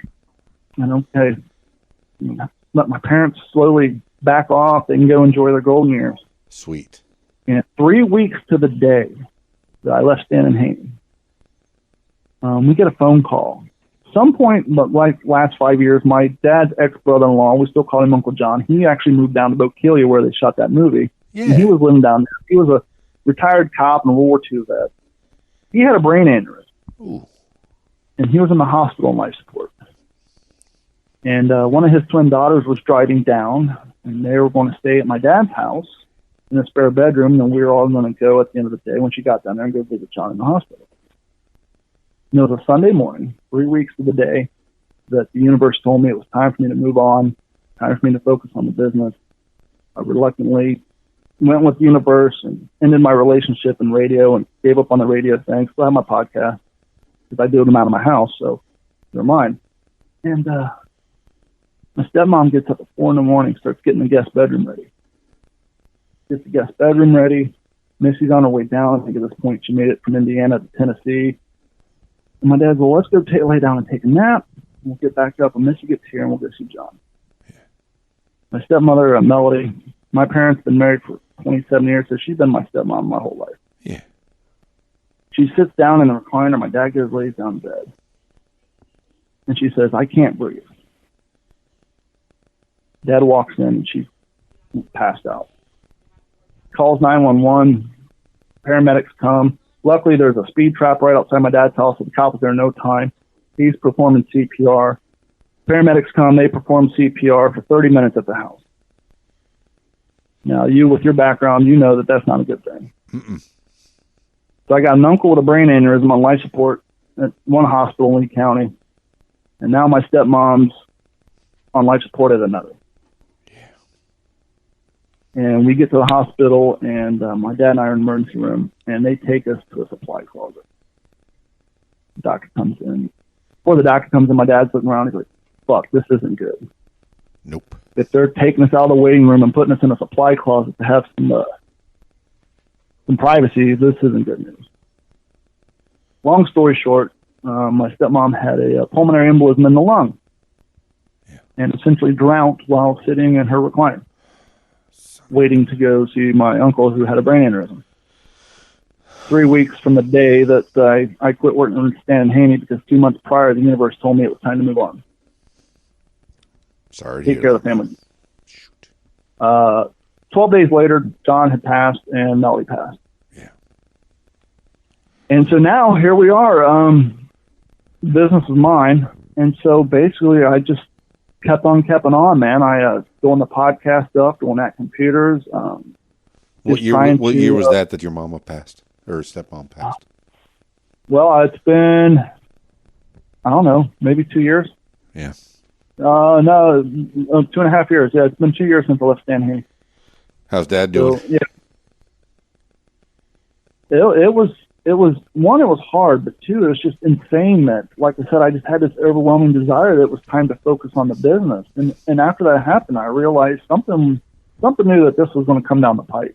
Either I was going to end up taking care of the business one way or the other under my own voluntary, willingness to leave the station, or perhaps 3 weeks later that was going to happen if I worked at the radio station or not. But roughly had already put in the groundwork and had already left on good terms and with a replacement, opposed to still working there and then having to leave on a 2-day notice because, half of my company just passed away. Right. Because we were a family-owned business since 2004. And it's primarily me. My stepmom did was all the billing, the bookkeeping, the HR, and all that. My dad and me were pretty much the guys on the ground. So that was, you were able to keep it going after that? Mom yeah, taking care of the books is one thing, man. That's huge. Yeah, well, my dad's semi-retired now. He picks up and he does some work whenever I need it. But basically, At Computers is my full-time gig. I do Waterman D Train show on the weekends. I do I tried to get a What's the Scuttlebutt out every single week, but I realized the content was just too important to rush something out. Right. When you're talking about World War II and the impact on people, I'll let it go 3 weeks before I put one out because I want the content to be there. No, that's absolutely smart. That's very smart because like I said, I tried to do another podcast where I'm learning things and I'm trying to put things out, and you'd have to put your time into it to get it out right. So you're very smart with the Scuttlebutt podcast. Take your time with it, man. And so how the Fail to Fail podcast came about is one, and you kind of picked up on it. And not to sound too narcissistic, I kind of got the idea from looking at my own life. Here's a guy who has no college training, with the exception of, some certifications and some computers. Have LD, learning disability, my entire life. Was told I'm not going to do much with my life. And somehow, not only have I been running a business for 14 years, worked in radio for 5.5 years, now have two successful podcasts. And so I decided that I wanted to do a motivational podcast where I would find people who found success on their own terms.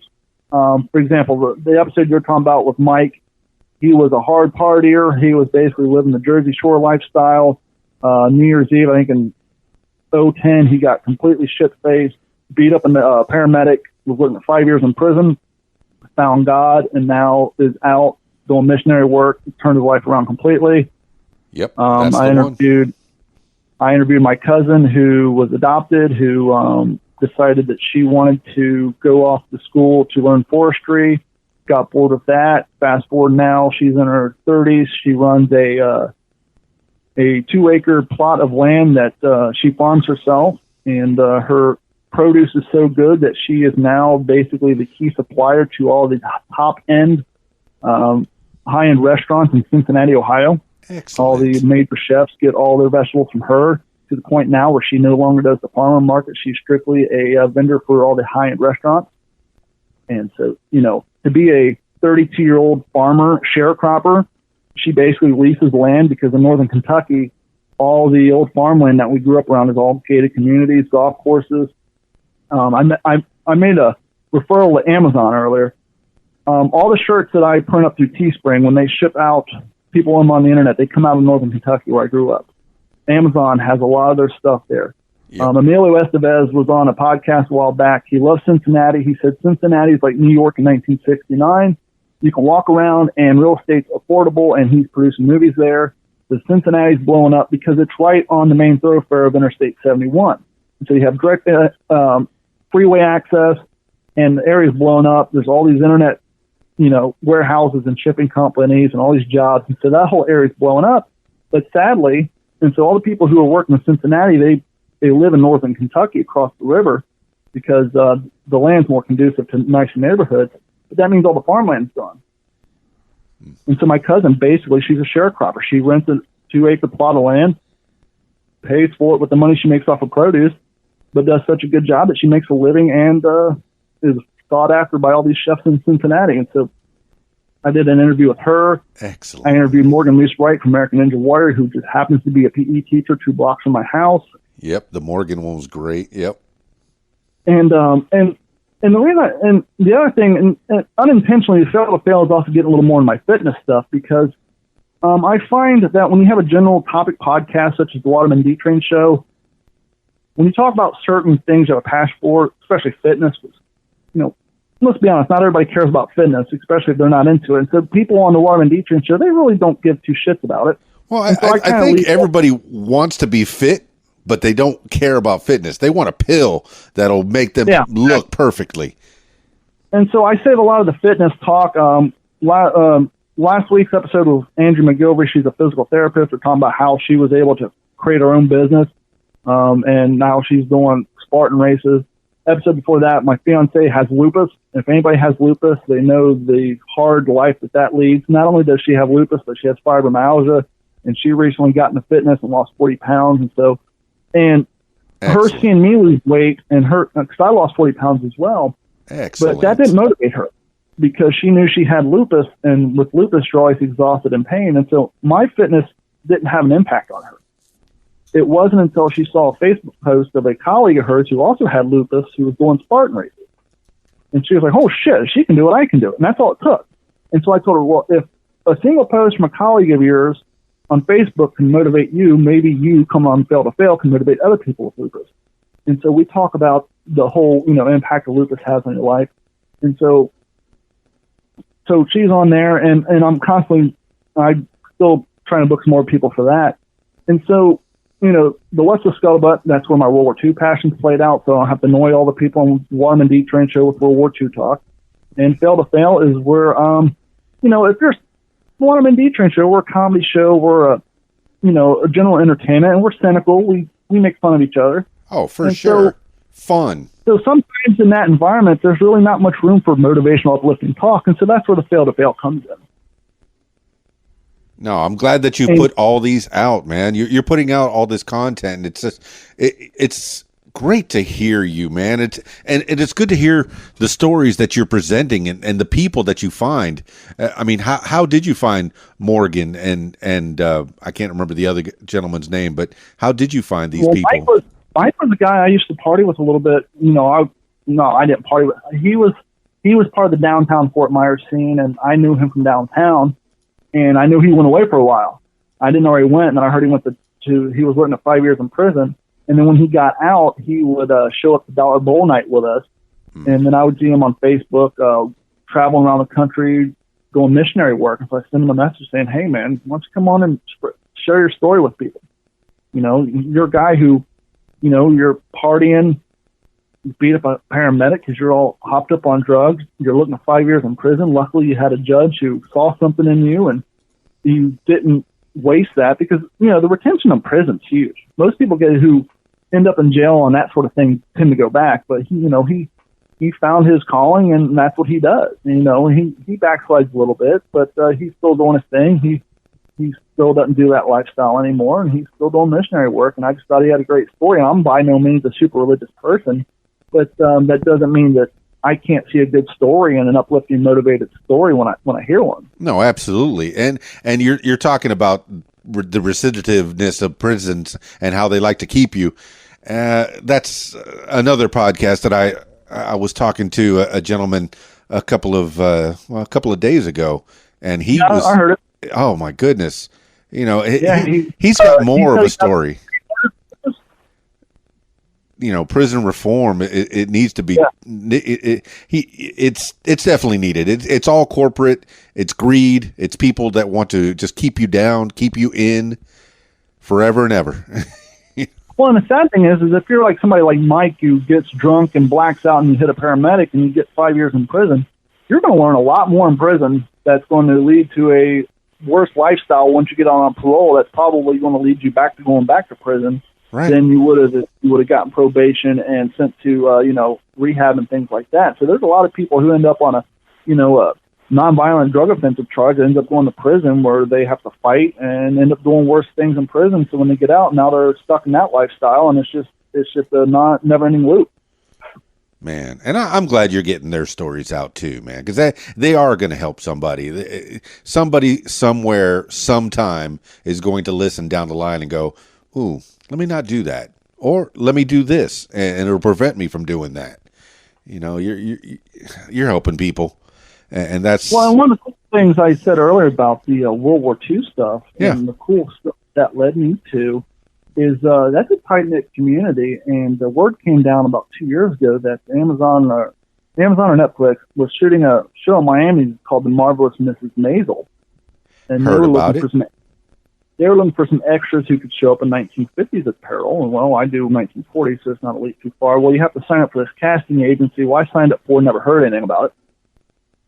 And then about 6 months ago, I was minding my own business, and I get a casting request to do a show that's currently being produced in Orlando, and I don't want to give the name of it yet. It's slated to go out on Disney Plus next year, as well as the Smithsonian Network. Excellent. And I could give the name out, but they say no social media posts and this and that. No, don't do it, man. Don't get yourself in trouble. I ended up getting booked for 2 episodes as a background actor. Cool. And part of the reason I got booked is this is a timepiece period, and it has to do with the military. And because of all my photos on the casting sites of me in my World War II gear, the first episode I was cast as a naval officer, and I'm like right over the shoulder of the lead actors. And so I'm going to have some screen time on the pilot. Cool. And then I went back for episode 4 or 5. I can't remember which one, which takes place on New Year's Eve. And it took 2 days to shoot that one, but it's a single episode. And did a lot of crossover and background work on that. They just wrapped season 1, but interesting enough, when I was shooting the pilot, the director came down, and I know he directed a few episodes of Game of Thrones. That's how big of a production this is. Cool. And he was talking to me. He's like, "Are you in the military?" I'm like, "No, I'm a World War II reenactor, so I do. I'm used to wearing uniforms and playing the role." He said, "Well, what's that?" So I get him talking about World War II reenacting. He's like, I was familiar with Civil War reenacting. I didn't know they do World War II. I like you. I'm going to have you back around. So hopefully season 2 I'll show up again. Yeah. So now I'm back doing some background work. I've been trying to get my YouTube channel up off the ground, and I'm just trying to get the brand out there and just build something, not to get rich, but just to, I've always been an artist. I drew a lot as a kid. Took 8 semesters of photography in high school. There's a waste of time. I can develop black and white film, even though it doesn't exist anymore. Yeah, I've done that. And so the podcasting, it allows me to produce and be artistic and just get my passion out there, and allows me to provide content for people. And as I don't know, if you listen to my more recent episodes, you'll hear I have a sign off where I say, whatever the last hour and a half, hopefully you heard something that's motivating, something that's uplifting, or at least made you laugh, because life is short, life is hard, and go out and try to find a way to benefit your community, your life, and your family, because one day you may wake up dead. And I got that because my stepmom woke up dead. That's ever since she passed away, that's when I started doing that sign off. And I truly believe that it's, life is short and life is hard, but you gotta figure out a way to take advantage of opportunity when it comes, and you gotta have a motor. You gotta grind. And I've been doing this podcast thing for getting ready, 2 years, I think, 2 years. And early on, I didn't make any money. I'm still not making any money per se. It's paying for itself now, thanks to Patreon and my Amazon links and all that. Right. But I don't do this because have any delusions of grandeur of getting rich or anything like that. I do it because, one, I feel like I'm providing content for people, and two, it does something for me. Little insight for you. If you guys go to WTSPWorldWar2.com, you'll see a banner. It's my WTSP logo. And underneath it, you'll see where it says US 010718. I see that. It may sound like that. I'm looking at it right now. It may sound like just a bunch of random letters and numbers, but that's actually the date of the first episode. So Let's Go But went on the air on January 7th, 2018. So that's how long we've been doing the podcast. So that's what that number actually means. That's the date of the first episode. And that's when Waterman D Train show started as well. And so, we're going to go in our second year here, coming up in January. D Train, my man. Well, you helped me through my work day today, and you will for the next, the next couple of weeks. I got to get through your, probably almost 200 episodes in your various podcasts. We got 58 of WTSP, I think 87 of Waterman D Train show, 8 of Fail to Fail, and if you're a Patreon user, because I don't have enough on my schedule between that and my YouTube channel that I try to get at least 2 videos up a week. My brother and I have a paywall podcast for our Patreon listeners. Going back to 2003 when we launched D-410.com, I had what was called a forum. That's where people can go and express likenesses and all that. It was called what'sinyourhead.com, which is now defunct. Right. But for our Patreon members, we did launch my fourth podcast called What's in Your Head, where it's me and my brother, and we do hour-long podcasts that we upload to Patreon. We've only got one up right now. We just did like 2 weeks ago. Just a little extra for our Patreon members to give them some exclusivity, a little thank you for your support. One of the other things I do for like my top tier, which my top tier is like $7.50 a month. After month 2, I'll give them a free T-shirt, but now they have access to their very own podcast, and I'll put exclusive videos up there. And so now technically I have 4 podcasts that I'm working on. Well, that'll keep you busy, and hopefully you do make a couple bucks off of that here and there. I mean, yeah, okay. And now, does ACT Computers, does it have a brick and mortar, or is that something you do mobilely? No, ACT Computers, we do have a brick and mortar store. It's a business unit. I actually, when we first started in 04, we had a storefront, but let's be honest, CompUSA went out of business, Circuit City went out of business. The brick and mortar stuff doesn't work. For sure. That's why I'm asking. I mean, how does that run? In 08, we did our business. We don't advertise and don't look for residential work. I'll do it. I don't turn it away. But I primarily do small businesses because computers have gotten cheap. When I started this business in 04, computer was $600-700. Now they're $250. Yep. So I can't go to your house and charge you by the hour and charge you more than what your computer's worth. But when it comes to businesses, the money's in the configuration. And so, yes, a business owner can go out and buy a $130 computer to replace the one that crashed, but then he's got to pay somebody to come up there for 6 hours and we configure everything. And so the labor cost gets more than what the computer costs. And so it's more cost effective for them to get maintenance programs where we come out and, maintain their computers, and we let them know when failure's coming so that they can budget for it and plan for it so it's not out of the blue. And so we primarily do businesses. And so since I'm at other people's locations all day, I just got a single unit room that with my workbenches that I can do my bench work on, that the people can come out and not have to stand in my living room. So I do have a store on Del Prado and Cape Coral, but that's act-capecoral.com. It's 239-283-1120. And as I say on our podcast, because ACT Computers is the primary sponsor, just because you don't live in Southwest Florida doesn't mean we can't help, because as I said earlier, we can remote into your computer. So as long as your internet works, we can help you with your computer needs. Well, there you go. So that allows you to do computers all over the world, really. Yeah, for sure. I mean, this internet thing is great. I've talked to musicians that have never even met each other, but they've made full albums together through the internet. Absolutely. It's fantastic.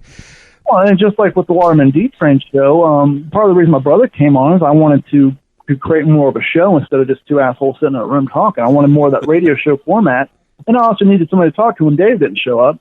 And so my brother, we just bring him in via Skype from Las Vegas every night. And right now I'm talking to you through a free phone app that's on my computer that's piped into my mixing board, and I'm talking to you in my studio right now. And so because of the internet, I'm able to talk to you across the country, and we're all able to do things that we couldn't have done 20 years ago. That is absolutely correct, man.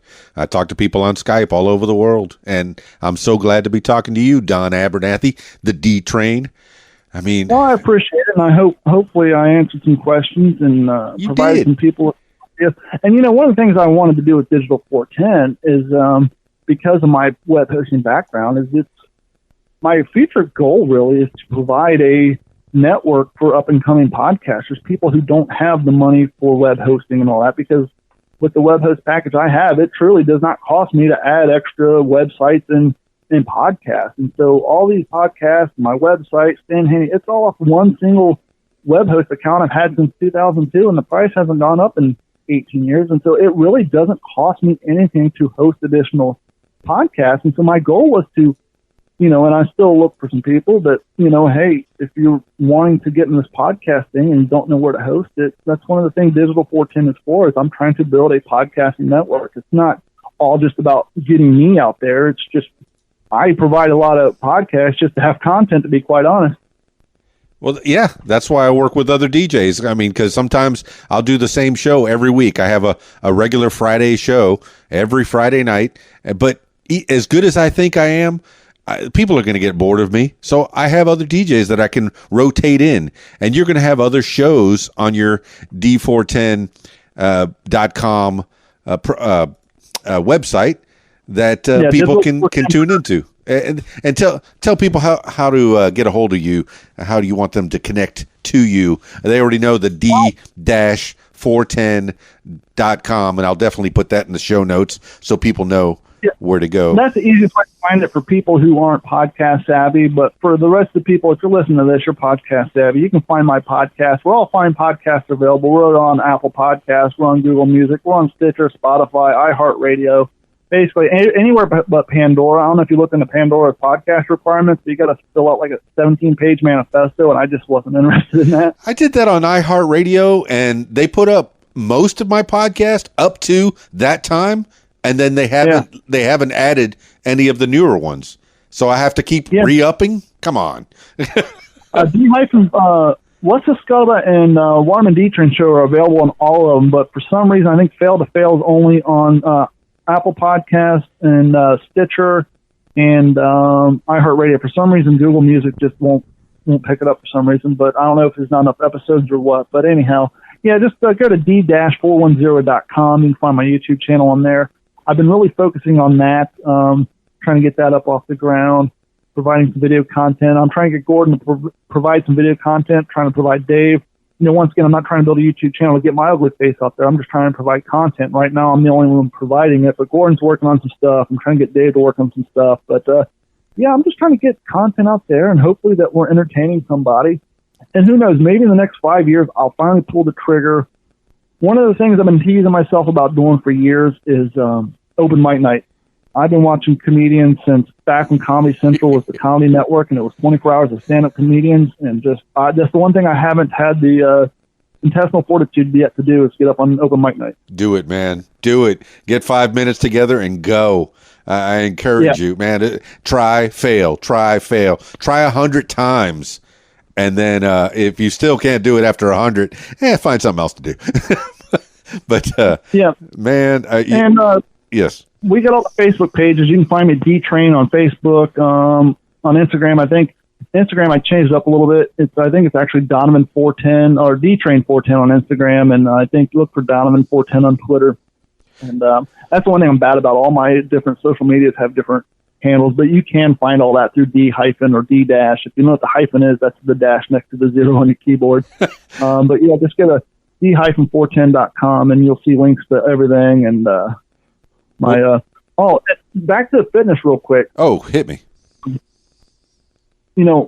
was going to the gym and all that, and one of the things I've always wanted to do, especially with my World War II background, is I've always wanted to do an obstacle course race. And I always thought those things looked so cool, but my fiance's like, well, you don't run, fool.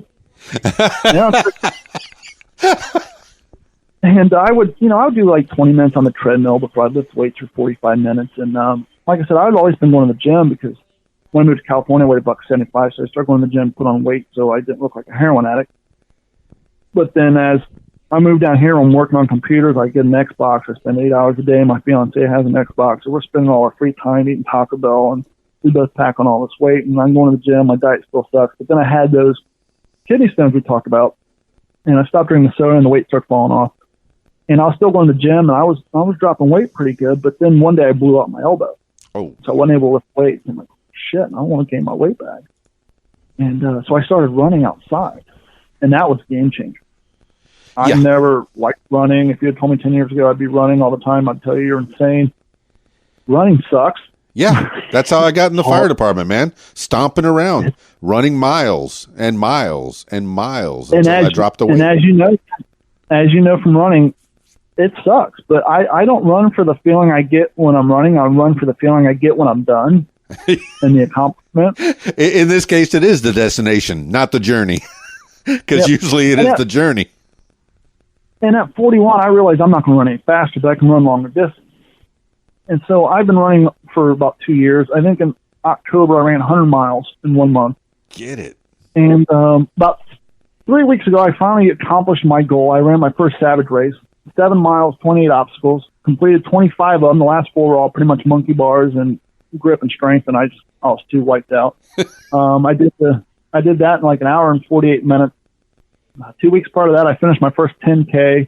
I'm looking at the board here. I think I did the 10K in 50 minutes, which was great. Yeah. But on Thanksgiving, I set my new personal record. I finished a 5K in 25 minutes and 12 seconds, which is super fast. Yeah. Hey, spoiler alert, I'm looking at your Instagram right now, and I see you and your best girl, and you're holding a medal. Man, you did it. Yeah, we actually went and ran 4 miles tonight before I came on your podcast because I'm trying to help her get her goals. You know, I used to run the run group, but they'd pay me out and force me to run 12 miles. And so with her lupus and all that, and the fact she's lost 40 pounds now, she ran her second 5K and got a personal best, and we're running one here in 2 weeks. And so, yeah, it's just we run, and the weight's falling off, and now it's just I'm hoping to do another Savage race in March, and so now I know I need to work out my grip and start working on my pull-ups, which I'm terrible at. I think I can do 3 of them, but it's all about short-term goals. Even if you're not into fitness, if you're not into anything, if anything advice I can give to your listeners who are, whether you're stuck in a rut or in a dead-end job, first and foremost, I tried telling this to Dave so many times. Being rich is hard. It's hard to get rich, but it's super easy not to be destitute. Right. You can go out and get a job, even a minimum wage job, work 40 hours a week, and you'll come up enough income to at least, get an apartment and an old beater car.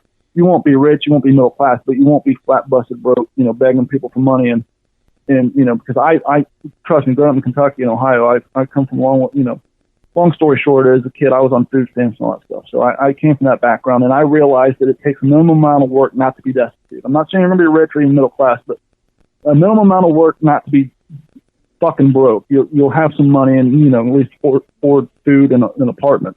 Right. But not only that, but you got to have a motor, and you can't be afraid to work. And you can't be afraid to work for free. But back to the job. If you're listening to this podcast and you got a job you hate, don't get up and quit. That's the dumbest thing you can do. I don't know what it is, but jobs are like girlfriends. You ever notice back in high school when you were single, you couldn't find a chick?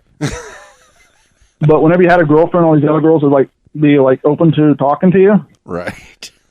I don't know if it's because you're not coming off desperate. I don't know if maybe they think, well, if he's good enough for her, he's good enough for me. Well, employment's the same way. If you have a job you hate and you go out job hunting, you're more than likely to land a new job because, one, when you go in for your interview, the employer, prospective employer, is going to see that you already have a work history. And then when you tell them, when they say, well, when can you start working? You say 2 weeks from now. And then they say, well, okay, this guy's professional. He's going to put in 2 weeks at his other job, so at least we know he's reliable. And when you're sitting down for that interview, you don't come off as being desperate for a job. Right. And so if you're working a dead-end job that you don't like, just start looking for new ones as you continue to work that job and just work your way into something else. And if you have a passion, something that you're good at, that you really want to chase, you just got to find, one of the things that shocks me is when I hear people say, I don't have time to do something. It's like, really? Well, how bad do you want it? Because once again, I was working at computers, working at the radio, going home, still finding time to go to the gym for an hour a night, plus finding, 3 hours a week to do podcasts. It's how bad you want it. And just, you just got to chase your dreams and do what you need to do and just figure out, what it's going to take. And just, if you have to work someplace for free while you're working another place for, money, do that until the place you're working at for free realizes how good you are and they'll bring you on. It's just, don't be afraid to work hard.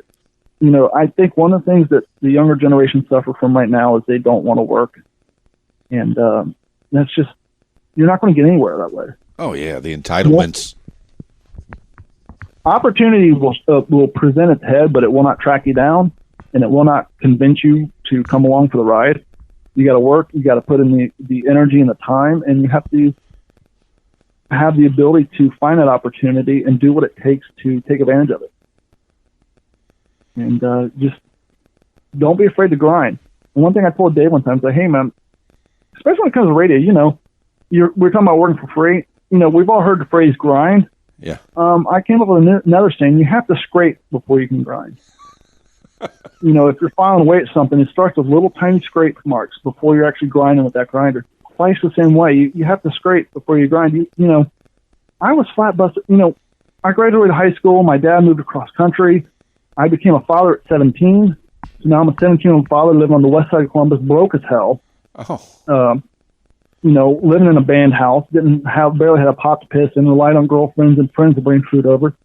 I was flat busted broke. I didn't purchase my first brand new car until I was 37 years old, working 2 jobs. Wasn't until I was working at computers and the radio station that I could actually afford a $32,000 car. So, I spent a majority of my life flat busted broke. But, it's kind of a passage.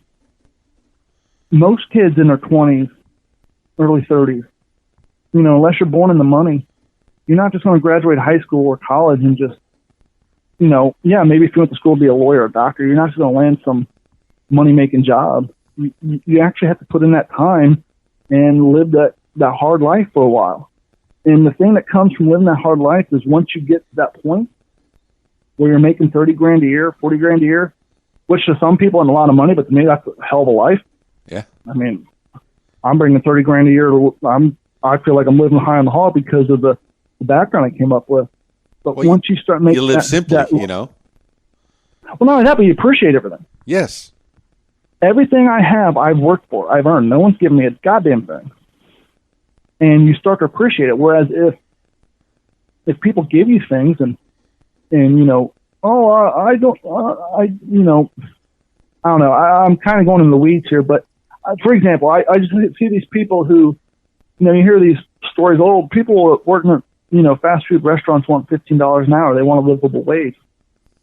Fast food wasn't meant to be a career. No, it's not, man. It's supposed to be the stupid job you get when you're in high school. My first job was washing dishes at a Mexican restaurant, and I was working till 2 a.m, getting up at 5 a.m. to go to high school. That only lasted 2 weeks, I'll tell you. Because really, I wasn't supposed to be working till 2 a.m. at 16 years old. But I did it because I needed a job and I wanted some money and I wanted to work hard for it. And that's what my parents made me do. And that's what you should do. Yeah, they're called entry-level jobs, not cornerstone, not careers, unless you're the manager or the franchise owner. Right. Not to say that the McManager or the the KFC manager is not a bad job, man. That could be a career for you. Oh, and by no means. I mean, I worked at Wendy's for 3 years in high school. I worked at Little Caesars. I worked at Pizza Hut. I've sold women's swimwear. I've fertilized lawns. Like I said, I've done telemarketing. I've done tech support. And I tell people, you may think that. And just a quick story before we wrap up. Well, next time you say that, say you worked in women's swimwear. Well, that's not a glamorous job because that means you got to clean up the dressing rooms, and it's a freaking nightmare. But I remember about 10 years ago when my fiance's brother was 13. Yeah, and he's like 15 or 16. He was complaining about not having any money, and we're like, go get a job. I'm not going to work at Burger King, man. That's a lame job. Why? It pays. Right. Yeah, but what am I going to learn from that? I'll tell you exactly what you're going to learn because I did it for 3 years. But Wendy, one, you're going to learn how to clean up after yourself and other people. Yep. 2, you're going to learn obligation, commitment, and work ethic. And tell you what, when your job is to clean the restrooms every night after 1,000 people has used them, when you go home to your apartment and you got to clean on Saturday, it's not that bad.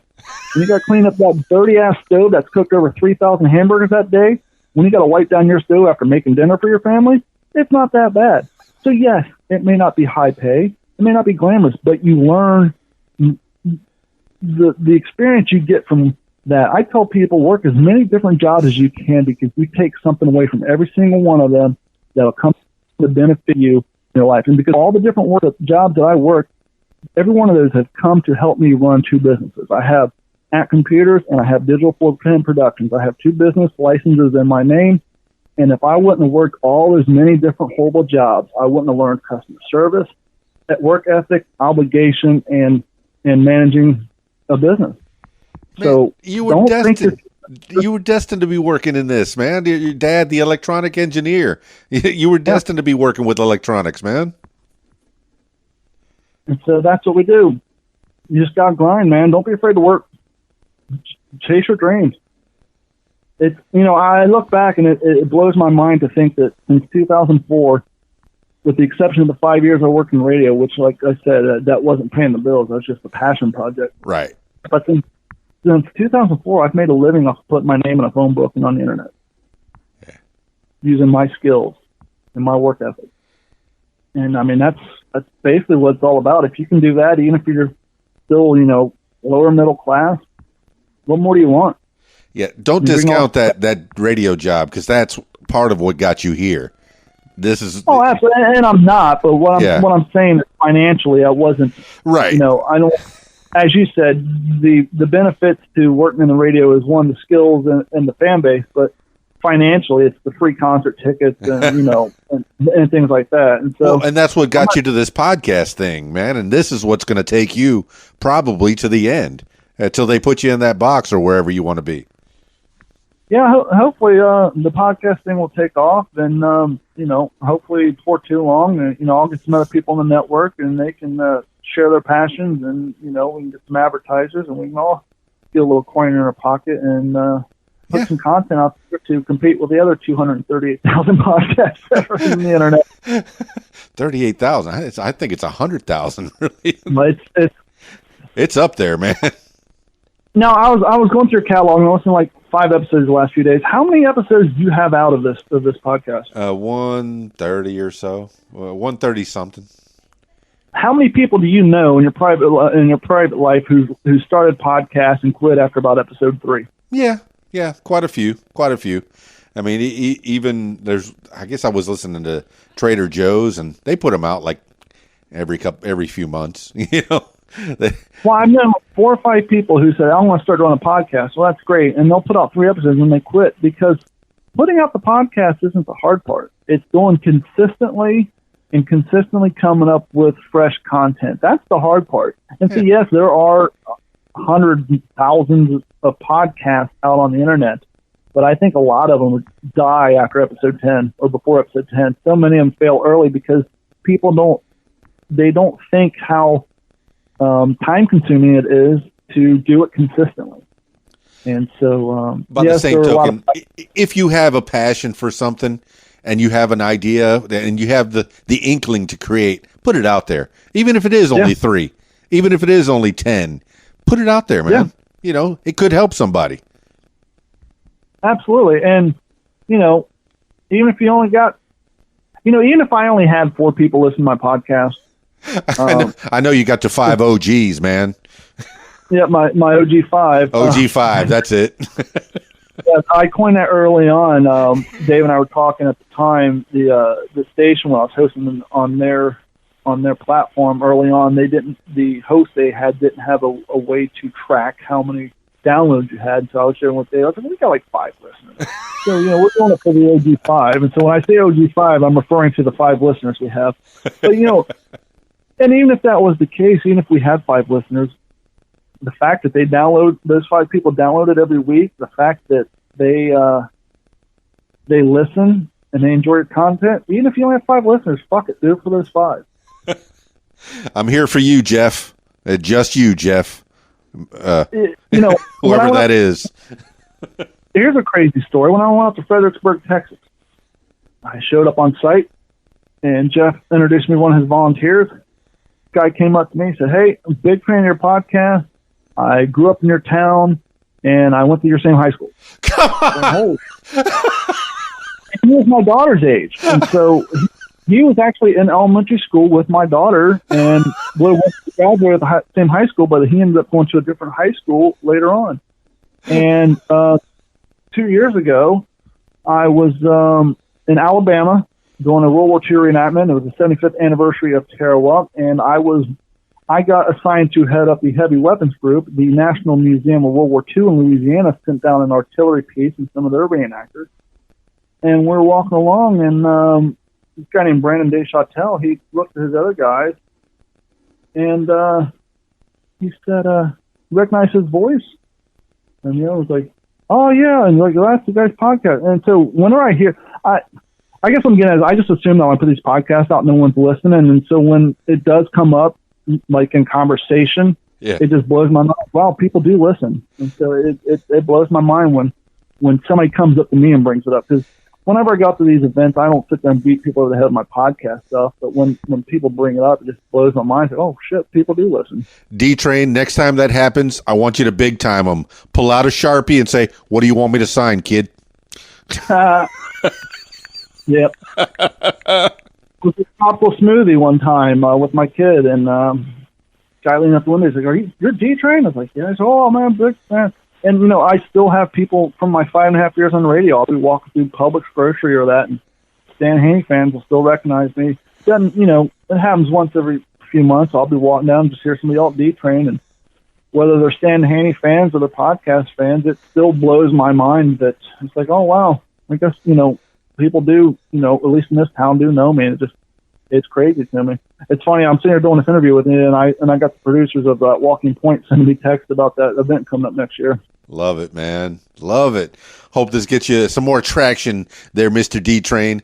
And yes, I worked at Publix, Weston, Florida, 1988. Yeah, baby. There you go. The big green monster. Well, I'll definitely share your link on my D Train page as well, and we'll send some listeners your way. All right, my brother.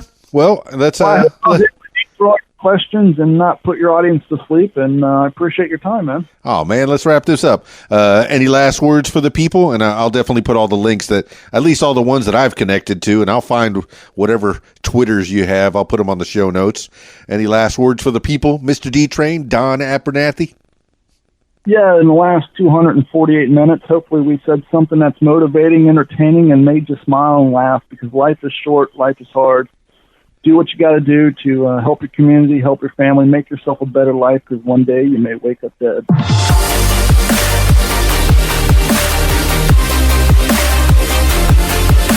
Well, there you have it, party people. Don Abernathy, the D Train. I knew it was going to be good. This man had a story, and he's destined to work with electronics, man. It's in the blood. I talk to musicians, and usually it's either one or more of their parents or even grandparents were musicians. And here, his dad's an electronics engineer. He's destined to work in the electronic field of some kind, working with wires, working with microphones, working with computers. Yeah, and it was so good talking to him.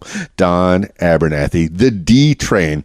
If you haven't checked him out yet, and you like this podcast, you're going to like that podcast too. I encourage you to check it out. There's several. I mean, the Fail to Fail, very inspirational, very inspirational. The Waterman and D Train, funny. It's like listening to a morning show, like all day long while you're working out, while you're, while you're driving around, while you're driving to your destination. Take a listen. And then his Scuttlebutt, I can't speak firsthand just yet, but I do have it loaded into my podcast app. I use Podcast Addict. They're not a sponsor of the show, but it's just the one that I like to use. And whenever I find a new podcast, I always put the RSS feed into the Podcast Addict.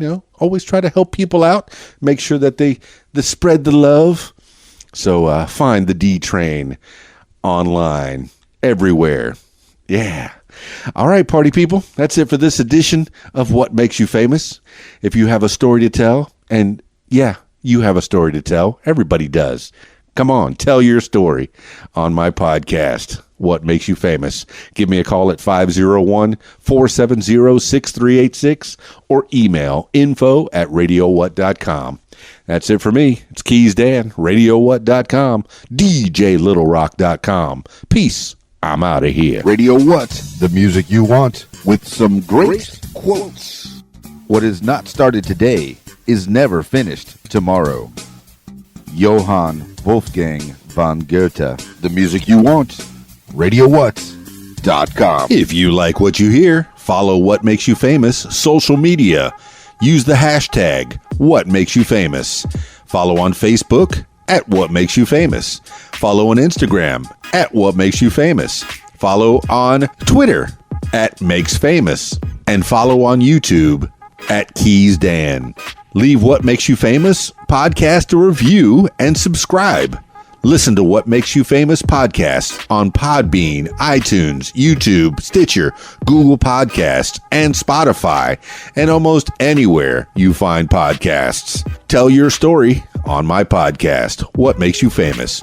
Call 501-470-6386 and leave a message to set up a time. You can support What Makes You Famous using the PayPal link, paypal.me/KeysDan. Email info@radiowhat.com. What Makes You Famous podcast is a production of Keys Dan Enterprises Incorporated at keysdan.com. Thank you for listening. Hey, Keys Dan. What you doing? My line. I'm playing the best music by request 24 hours a day. Click on the request tab at the top of radiowhat.com. RadioWhat.com.